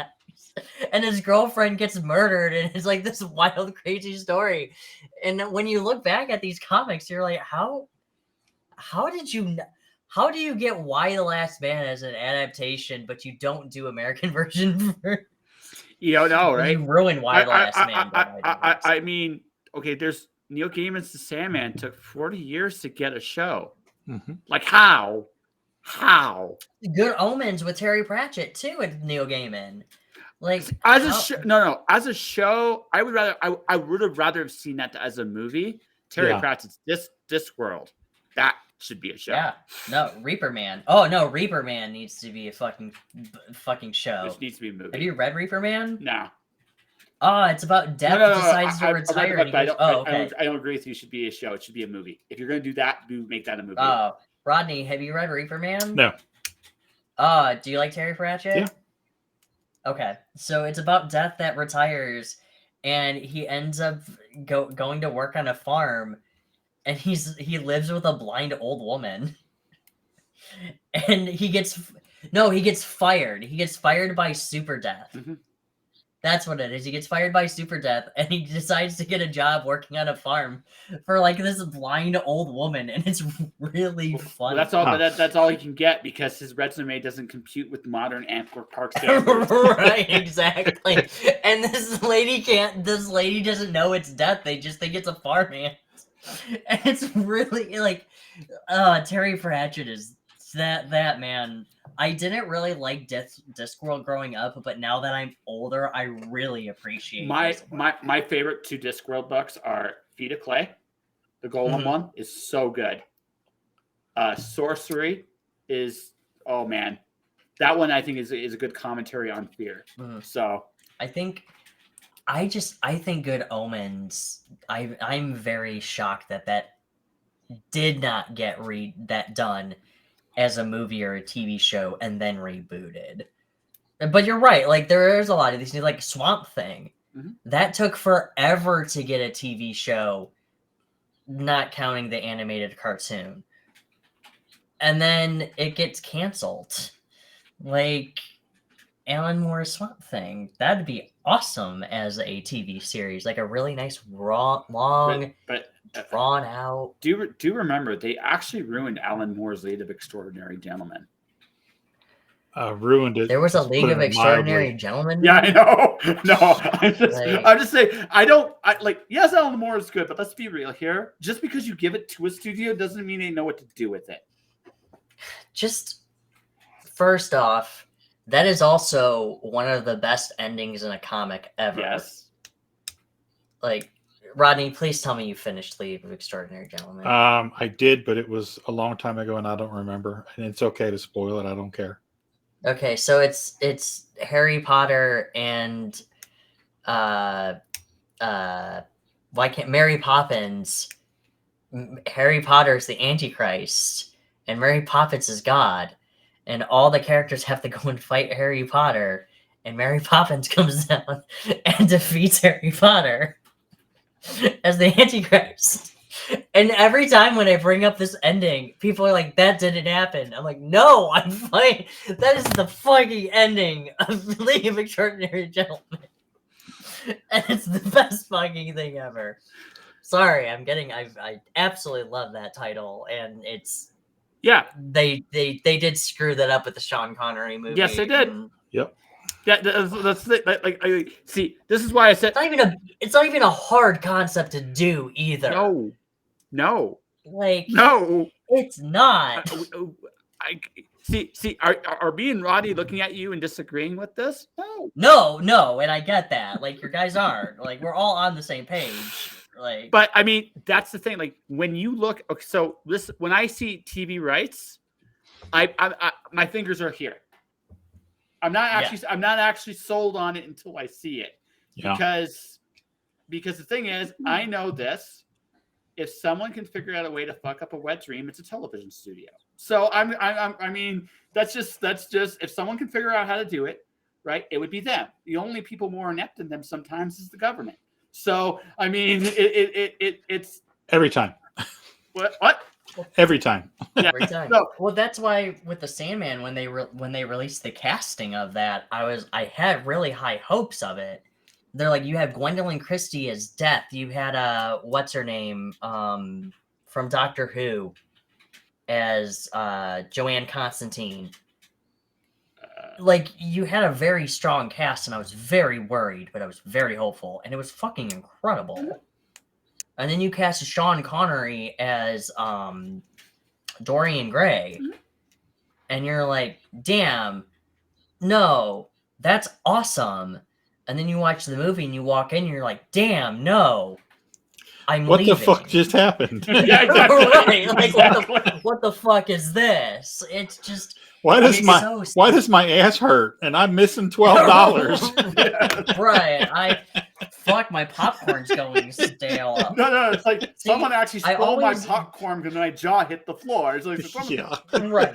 So when I go to the movie theater, I never drink when I go to a movie theater. Because I always want to try to enjoy the movie.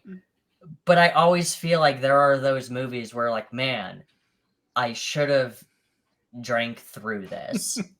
Or there's also the ones who know that I go, and it's kind of like League of Extraordinary Gentlemen or Morbius, where I'm gonna drink, but I'm gonna become more sober as I drink and watch this movie. which actually hurts somewhat more. Which hurts. Right? It hurts Yeah. more when it gets to that point when it's like it's Which So sucks when you're drinking you with should your bring wife a little watching. cold pack with you. When you realize the movie sucks, you should just pop a couple of cold ones. But then it doesn't work. Like, if the movie sucks and you're not having fun, you get more sober as you drink it. So it just becomes a waste of money. And that's what it was with Morbius. And I guess now League of Extraordinary Gentlemen, if I decide to ever go watch it again, why. is I was sitting Well, there with I mean, Morbius. he does watch the Christmas special, so I mean, he is odd. willingly. Yeah, I mean, there are So, some. yeah. There are, Yeah, I mean, so he is into the he's- group. He's calloused enough to get through League of Extraordinary Gentlemen. Yeah, you can survive that. I You don't can know, survive man. anything. So Like, Morbius, I sat there with my wife. We bought it, or I bought it on Blu-ray. She smacked me, and I put it in the Blu-ray player. It exploded. But after I got it to work, I got a nice little buzz going, and as I'm watching it, I'm just feeling myself get more and more out of the fun. I'm so mad. Dude, I almost want to give you a hug from here. I'm sorry, buddy. Please, dude. Yeah, that was me with Green Lantern, except I didn't drink and I should have, but that's okay. There wasn't a Green Lantern movie. Speaking of Green Lantern, Ryan Reynolds might be a really good wolf. You think? You think? No, it's man, when you watch some of those movies, especially some of those superhero movies, because I know you were talking, Rodney, on Fyke with the New Mutants movie, that it could have been really fun. Yeah, it could. But like you didn't make it. You made it like a really serious horror. It felt movie. like a WB series. Yeah. And Marvel should not be going for that. No. Ever. Well, it's how do you get Wolfsbane, Magic, Sunspot, and then who are the other Cannonball ones? and Cannonball, Moonstar. Moonstar, which I'm not really familiar with Moonstar, but Cannonball, he wasn't a part of the New Mutants. I don't. Yeah, he was. Yeah, He was one of the founding members, and so was Moonstone. Really? Yeah, Moonstone was too. But after the Demon Bear story, they kind of phased her out. So do you know? Oh, okay. So one of the ideas that they did in the comic that I would have done with the movies, I would have made it a reality TV show. Like I would have given it that feel because it would have been a good reason to bring them together, right? And you could have some fun with that. You could actually have some fun with that. And then you could make some horror elements into it too. Yeah. Like, Now, what I would do, okay, if I were king, and they handed me the keys to the New Mutants, and they said, "Hey, make this," I would do it Stranger Things style. Okay. And have it in the 80s because it debuted in 83. And just play that whole fucking angle, the video arcade and all that stuff, and the Back to the Future stuff, and all that feel to it, and just go kind of mix the Stranger Things with the James Gunn approach, and just put it in a blender and make all kinds of awesome with it. You could have made it like a Stephen King approach too with it, if you really wanted to. Nah. Not I think so. I think if you went a little bit realistic with it. New Mutants should be fun. Like there should be an element of fun to it. Was Slapstick on New Mutants or was that New Warriors? New Warriors. That's New New Warriors. Okay. I was really bummed because Warlock was supposed to be one of the main characters in New Mutants. Yeah. And I think I never actually confirmed it because I was too pissed off to leave work because I like Warlock. I think he's a really goofy character. Yeah. He wasn't an original member. No, he wasn't. He was part of Extreme. He came from Mojo's part of world. X something. Yeah, he was but he was a part of X something. He was part of Mojo's world. X Factor. No, he wasn't on X Factor. That was Warpath or Longshot. Longshot, Thunderbird. No, Longshot wasn't on X Factor. X Force. There you go. Thank you. There's so many X's. X Force. X everything. But with Warlock, I think it fell into that thing of how do you take a character that's so overpowered and you put him into a fucking horror movie? And the answer is you cut him out. Because Warlock is overpowered. In that setting, next to Magic, Warlock was also overpowered. But again, that's why I don't agree with it. I think that I think if you wrote it correctly, and his power, it really could have really combated the Demon Bear on a technical level. I think that would have been fun to play with. But I agree with Josh. I think you keep it funny. Yeah. Because if you make it a serious horror, what the fuck? But if they're silly characters, embrace the silly. Just embrace it. Have some fun. That's why I say Stranger Things, because even though Stranger Things, there's an element. I mean, it's Goonies for the present age. You had that element of adventure and wonderment and discovery, and then that underlying tone of terror, horror, right, with the goofiness of the kids being the kids. And you were always coming back for more with it. Yeah. Yeah, again, it gives you some elasticity, and again, you're not competing with the serious X books, which you can't do anyway. So why the fuck would you do that, right? So, but that is what it is. Man, it's when we talk about things we absolutely like killed us on screen, right? We can go forever. Jesus. Yeah. Oh, wow. We're almost at 3 hours. That's cool. I know. Well, you're almost at 3 hours and he's almost back. So what I want to do when he comes back, we're going to wrap this up properly. So while he's in whatever weird limbo Chad finds himself in, why don't you talk about your project? What? He's in the pot. He's in the loo. Oh, he's in the loo. So why is he in the loo? Doing his juicy little things. Let's things. Yeah, playing with his juicy thoughts. Yeah, while I think he's all his juicy thoughts. Why don't you talk to people about your book? All right, folks. Our current book that is on Kickstarter right now is called Doghouse. And if you're wondering what Doghouse is about, it is about it takes place in New Growl City, which is our little world that they all exist in, and they exist just south of the Tuna Tunnel, which is where they reside, in a bar called Doghouse. It's kind of a local hangout, and the story features our two crime-sniffing detectives, Scirocco and Rubs, who are called to the local bar to investigate the murder of the owner, Eddie. Eddie the bar, and so Eddie, the two prime suspects are Sin, who is Eddie's longtime friend, and he's also the bartender, and then Eddie's side piece, Fleabee. So the story centers around the last 48 hours of Eddie's life and all the strange happenings and occurrences that have been going on at the bar, witnessed by people. So it's a lot of adult humor, a lot of goofy slapstick, fun. I would say we're comparing it, say, Howard the Duck with Mutts. And if you're a fan of Looney, if you're a fan of Looney Tunes or Animaniacs or anything Ralph Bashki ever did, or Roger Rabbit, this is right down your wheelhouse. It's when I say it's adult humor, it's not lewd.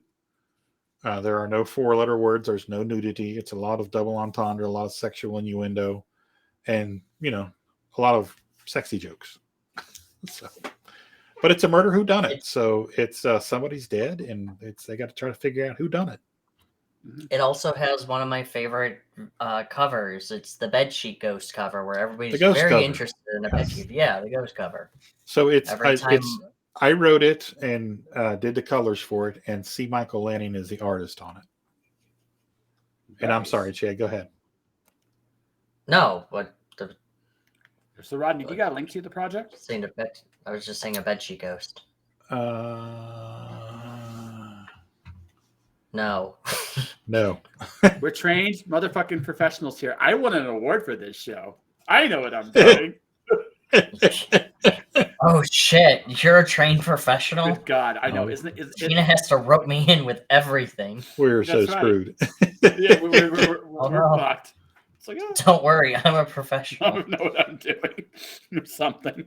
No, Doghouse is a lot of fun. Oh no, I one of the times. The cool thing about this is everybody that's read it up to this point, the editors and people in the inner circle, they all love it. Yeah. When the editor sends you a personal message and say, "Dude, I pissed my pants reading the final script," it's fucking hilarious. That's awesome.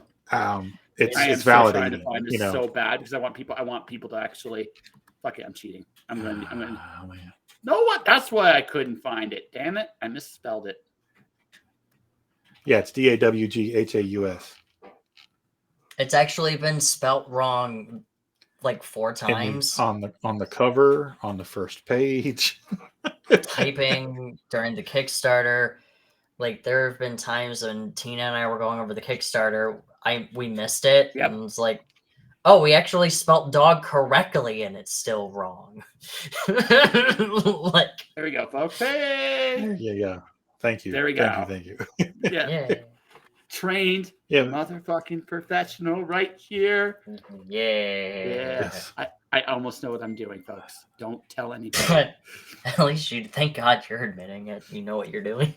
And the thing that I like to tell people is if it's not your cup of tea, that's fine. We understand that. But all we ask is that you share it out to your friends and everybody that you think might be interested in it. And if Sure. there's a great video on the Kickstarter page, so go check out the video. It's awesome. Yeah. On the same token, I say this with all love and respect. Rodney is one of the most talented dudes you'll ever actually get a chance to look at, whether you're reading his stuff or seeing it like in visually. He's an incredibly talented dude. He's definitely worth it. Like I told him. So, Chad, I had a really tough choice. Let's see what you would have done. I have a Canadian dollar, which is very sad, as you well know, right? And I have terrible shipping costs, right? So I have to choose between Rodney's thing, John Westhoff's project, and Matt and Steph Cannon's project. Damn. I can only do one because, let's be honest, my dollar sucks. Well, here's the thing. I'll throw this into the arena. Who else among those can you talk football with? That is fair. I'll also say this too: the fact that you mentioned John Westhoff's name, my mortal enemy, that's already a problem. I played him Magic on the show, Chad. I hate that guy so much. He's awesome. He's an awful human being, and I never want to talk to him ever again. And I don't talk to him almost every fucking day. He is legit. He's a very good guy. He is one of the sweetest dudes. And he's so cool. He's so nice. Yeah, I got my first illustration publication credit thanks to Mr. Westhoff. So I always be eternally grateful for him. No, all three of those are very hard to do. I would say because Steph Cannon and Matt Knowles. I think Matt Knowles are very talented. Yes. John Westhoff is very talented as well. You can cut that part out. Fix it in post. Yeah, fix that in post because he fucking calls me out. I'm your sloppy second. Shut up, John. Fuck you. Fuck you, John. And his answer is, I did. That's why I know you're going to stop for seconds. I replied back when he goes, yo, I had to fucking fill in. I'm like, I was your sloppy seconds. I'm like, all right, well, even for me, that's a whole new low. So, I actually kind of feel bad for you on that. I would honestly though, I don't think that's I don't think that's fair because it's always a really hard choice. I don't think I could decide all three of those creators, but also because the Canadian dollar sucks, I'm not really impressed. So it doesn't really fucking matter to me. Canadian dollar really does suck. You can keep your Canadian dollar. I'm not gonna lie. Because again, in a perfect world, I get all three, but I couldn't. So it was just like, so I'm doing the next best thing. But the wonderful thing is, I actually get the privilege of chatting with all of you because you all do amazing stuff. Right, and you all seem to like me for the most part. I'm not sure that Chad likes me at this point. So me, yeah. Oh, I just hate everybody by default. I know. That's why I'm not sure. That's why I'm never sure. Oh no, I like hatred is Chad's autopilot. Yeah, hatred's just my autopilot. If I go out of my way to talk to you, I will. So I'm going to actually give you a huge compliment because your boss is afraid to come on my show. No, I know. Yeah, she is. Yeah, no, she's more. What she really is that she's more afraid of me because she doesn't think she can compare to me on your show. Okay. That's the problem. Okay. Yeah. Okay. Yeah. Okay. Yeah. Okay. Okay. Yeah. Sure. We'll go with that. We'll go with that. No. But I will say, our boss. I will say this, and this is a compliment to both her and you. You're good for each other. You help her, and I honestly think you keep her level, and she needs you. And actually, it's cool to see you two work together. So that's. Thank you. Yeah. Yeah. No, thank you. That in all seriousness, that means a lot. Yeah. I enjoy working with Rodney and Nita and Tina, even though I drive Tina up a fucking wall. I do the same thing when I work with her too. So I just learned, and I felt like a freaking idiot. she was like, why can't you do everything on your own? And I didn't realize that you can open TIFF files as layered files in Photoshop because I was so used to looking at PSD files because I've never really worked with TIFF files before. So she's like, that's why I was always confused as to why you couldn't edit anything. I'm like, oh, no, I just discovered this like 10 minutes ago that I could just open and edit everything myself with a TIFF. I'm like, no, if this was the case, I would have been fucking good long ago. So, The more you learn, Chad, the more you learn. Yeah. No, it's good because then I just told her, I was like, look, I took care of all the edits and everything that you needed. So Okay, I did that all myself. 2 final questions in for you, both of you. We talked about movies and comics that we generally talked about comics we loved and movies we've hated. Let's flip that. What comic book movie do you love? And what comic book did you read that you weren't impressed with? And you don't have to bash the creative, right? That did it. Never bash the creative. You can bash the book, but never bash the person who made it. Yeah, exactly. So, damn, because I do have one where I could bash the creative. You could say the terrible book and you just leave it there. I mean, that is the polite thing to do. Hang on, it's actually right here because I have it like as a badge of honor. This is probably one of the books. This is probably one of the worst things that I've ever read. Okay. So much so that it's sitting right here on a book stand. Because there's a long history about it and a lot of theories that go into it. And it also has an artist, Juan Jose Rip, who did a book with Warren Ellis called Black Summer. Yes, I remember that book. Yeah. That book. So, Juan Jose was very good in that book. Yes, like the art and the color. It's all right. Yeah, it's very good. He's terrible in this. To the point of almost hilarity. Fair enough. This book I was not impressed with, and I hated it. But it sits right up here next to my book and Monster Matador as well as a badge. It sits right up there. Okay, so let's say pick a movie that you really like in the comic booky. A movie that's comic booky? That you really like. I mean, that's pretty easy. Like, oh, you mean like one that people didn't care for? No, it doesn't matter to me. Like, which one? What your favorite comic book movies? Yeah. Oh, that's a hard one. Well, if I had to go with my number one, it's a tie. But if we were going independent, Scott Pilgrim is probably my favorite. I think that's an easy choice, but I really like that. Same thing with Kingsman. I think is really good. The second one is not, and everybody can fight me on that. But I also really like the Marvel's Ant-Man movie. Yeah. I actually enjoy it. I enjoy it. It's a heist movie, and it's really good.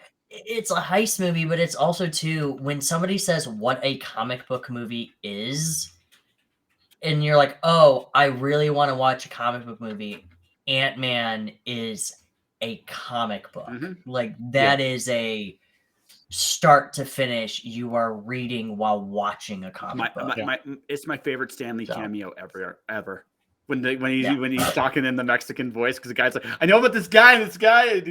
Like, I know the actors and actresses when they're playing into that are having the time of their lives. Like, I'm getting paid for it. I'm in. I don't fucking care what he says. I'm in. Right. We're getting paid for that one. Sometimes that's the best part, right? So you get paid to do the silliest stuff. You're like, you get paid to do this. Yeah. So, all right. How about you, Rodney? What about you? How about you, Mr. Rodney? For me, my favorite comic book movies, one of my favorite comic book movies, is to toss up between Sin City and 300. Okay, I can respect that. I love both of those movies and both of those comic books. I was going to say Hellboy because I'm such a huge Hellboy fan and I love the first two movies. But I could watch whenever 300's on. I just leave it on. It's artistic. 300? Yeah, yes. 300. Yes. The first one, not the second one, right? No, yeah, just the first one. Oh, okay. Yeah, it's just fucking phenomenal. Because I remember when that book came out, and it didn't get very well. It wasn't very well received, and I was I was enamored with it because it was different and because of the story that it told. Because I knew a little bit of the story, but again, this was pre-internet, and so and the libraries didn't have any of that extensive history. So we also didn't have YouTube reviewers to make us form our own opinions. Yes, exactly. Yeah. But yeah, I really enjoyed that. And as far as Sin City, just the frame by frame adaptation on screen of the stuff in the book, which is, I loved it. I thought it was really well done. Yeah. And the casting in that was fucking phenomenal. You couldn't have picked anybody better to play Marv than Mickey Rourke. It was phenomenal. I actually didn't know that was but I was young when that movie came out. But I did really like it. So okay, so you're not gonna you don't have to bash the creator. What's one of your least favorite comic books of the last few years? I will say the creator's name, but I'm just because I don't remember the issues. But it's the Avengers. Mark Waid's run on the Avengers with George Perez doing the artwork in the early 2000s. I was on a plane to San Diego. Or no, was it San Diego? No, I was on a plane to Vegas when my buddy was getting married. And it was San Diego. I was on a plane to San Diego. And I had 4 of those issues. And it was during the Camelot story, whatever the fuck it was. And old Knight's timey story that he did that I just couldn't stand. And it was so boring. I was so pissed because you had George Perez back on the Titans, back on the Avengers, and Mark Waid was writing the stupidest fucking stories for it that I had no interest in. And I slugged through those issues on the flight out to San Diego. And every issue I read, I got more pissed and more pissed because it was a waste of George's talent being back on the Avengers after 25 fucking years of not being on the Avengers. Yeah, I hated it even more because of that. and also, here's the other thing too. He had just finished the run with Kurt Busiek, which was phenomenal. Yes. Wade's stories went nowhere, and I was just like, "Come on, do something." my least favorite Mark. It's not my least favorite. I'm gonna pick somebody else, but my least favorite Mark Waid story is actually his Legion of Superhero run with Barry Kitson. He has a hard. My theory with Mark Waid is he's great with individual titles, but as a team book guy, he struggles after a while going somewhere with these guys. So, and I have a confession to make. Okay, I have never in my life read a Legions of superhero book. I haven't either. I only know the characters. I can actually second that. And I used to read the old 1970s like Superboy and Legions back when I started collecting comics. They were easy to get. Right. So that's my favorite Legion run. And I match everything to that. And no, Waid did not. I'm sorry. Mark Waid did not live up to that. Legionnaires was the last really good book I enjoyed. That's another here and there. So my least favorite books was so Jeff Johns did an Adventure Comics run. The first 6 issues of it are fantastic. Avengers? Did you say Avengers? No, Adventure Comics. They actually did a DC book, Adventure Comics run. His Superboy, like Con-El Superboy story, is amazing. But then he did 2 issues with Superboy Prime. Those issues hurt my brain. It's Green Lantern. They legitimately hurt to read. I have never... Jeff Johns, who wrote this amazing Con-El Superboy books run, then does a Superboy Prime story that I'm like, I'll never read through again because I don't want that. I actually had like a little bit of pain right here. I actually had pain. I've read Rob Liefeld books that hurt too for different reasons, and they didn't hurt like this. Like that was special. That was like, it nearly broke my brain. But my favorite all-time indie like comics movie is The Crow. Oh, I forgot about that. Yeah. It's my favorite one. I hate the fact, unfortunately, that what happened to Brandon Lee in it. Yeah. But in spite of that, it is an amazing. And it holds up 30 years later. Yes, it does. It still does. Almost. It's still one of the best superhero movies. Period. Yeah. Just period. It's so good. and also if from the Marvel universe, cinematic universe, Captain America: Winter Soldier is still the best Captain America movie. It's still really good. I agree. Yeah. I actually think that's the best Marvel movie. It's in my top 2 or 3. It's definitely there. It's right up there. The only ones that come close to it are Black Panther, the first one, not Wakanda Forever, but Black Panther, and the first Guardians of the Galaxy for me is in that tier. That is the tier for me for the best Marvel movies. Sure. Yeah. All right, Mr. Chad, we have talked you've talked for about 2.5. Me and Rodney have talked for over 3 hours. Thank you very much for coming on. Of course. I would like both of you to come back separately at some point down the road before I wrap our duration of the show up. Would that be cool with both of you? Absolutely, yeah. Sure. All right. Of course. All right. So, Mr. Chad, we're going to end this with you. Your Kickstarter, do you have... Oh, by the way, just so we get this, do we have a link to your Kickstarter? Okay, trained professional number 2. I mean,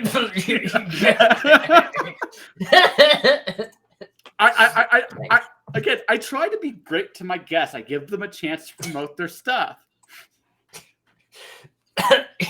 Yeah. I had it prepared. Rodney, how did I become the adult?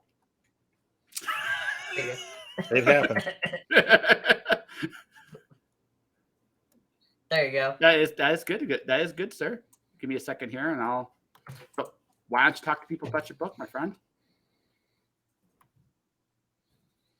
You should talk about your book. Oh, you should talk about your book. Sorry. Hello, Perkins. Hi. Right. Okay. So, I have a book. So, my book is called The Legend of Sparkle Dog. Don't Say Woo #1. It actually just got picked up by Rodney's company, Hazzum, which I don't know why they did that, but they did. So what it does is it follows Quinn, my gender fluid protagonist, who buys a fursuit from a very questionable website, and then eventually finds out once it arrives that the fursuit might be wearing him. Takes him on a multi-genre, dimensional, traveling, wild ride. It's probably the strangest thing I've ever done. Blake Mathias is the artist. Right now we're doing our Kickstarter currently with C. Michael Lanning did the main cover. Blake Mathias did a variant cover. Kaylin Smith did a variant cover, and Warren Brown did a variant cover, and Jason Lennox as well. So we got a lot of goodies. It's my first Kickstarter, and currently it's going strong. Not to toot my own horn, but it did beat Doghouse in funding under 12 hours. Oh, whatever. So I just want to say. Yeah, once you get 5 more under your belt, come talk to me. Shut up. Look, let me toot my horn. Let me do this properly, okay? So I call this the Hazzim Posse Special. The reason I call it the Hazzim Posse Special because I knew that Hazzim is slowly taking over at least this little corner of the comic book universe. And so Rodney's Adventure Doghouse #1 is currently available now. You can bid on it. It's a fantastic book. I swear, because again, I have worked with Mr. Rodney. He is phenomenal and fantastic. And as far as Mr. Chad goes, I have not had the pleasure of working with Mr. Chad at all. But what I do know about him is he's got an amazing imagination. Hey, you're just jealous because I'm awesome. But anyways, we can see about that. The Legend of Sparkle Dog, Don't Say Oh, #1 is from the amazing imagination of an amazing creative guy who loves the hobby and who's making his amazing debut here. You should definitely check it out. If not, right, these are 2 among many great books out there, but either way you go, you're going Hazzum, and it will be awesome the whole way through. Have a Hazzum. Have a Hazzum. That's a good one. And I'm just going to wrap up by saying this because I advertise. I can advertise your projects and yourselves. I interview creatives, and I create basically assets to actually help your company and yourselves. You have to take a look at this right now if you want to. But I want to thank Rodney. I want to thank Chad for taking the time to come on the show and spend about half hour talking about football and another 2.5 hours talking about movies that have killed us. And for the record, there's only one Highlander movie. there may or may not be a Green Lantern movie. I hear Ryan Reynolds was good in something or would have been a good candidate for something, I should say, right? He would have been a really good candidate for Green Lantern. Exactly. He would have been an excellent candidate. Really do strongly feel Yes. that. But tomorrow I have podcaster Britton Summers coming on. Wednesday I'm doing a drink and draw with Nikki Nash. She's going to put me through my paces for like pretty much an hour. It's gonna be fun. Nice. So for everybody watching, everybody listening, thank you for watching. Thank you for listening. Stay inspired. Keep shining in the dark, and I'll see you all next time. Bye-bye. Die.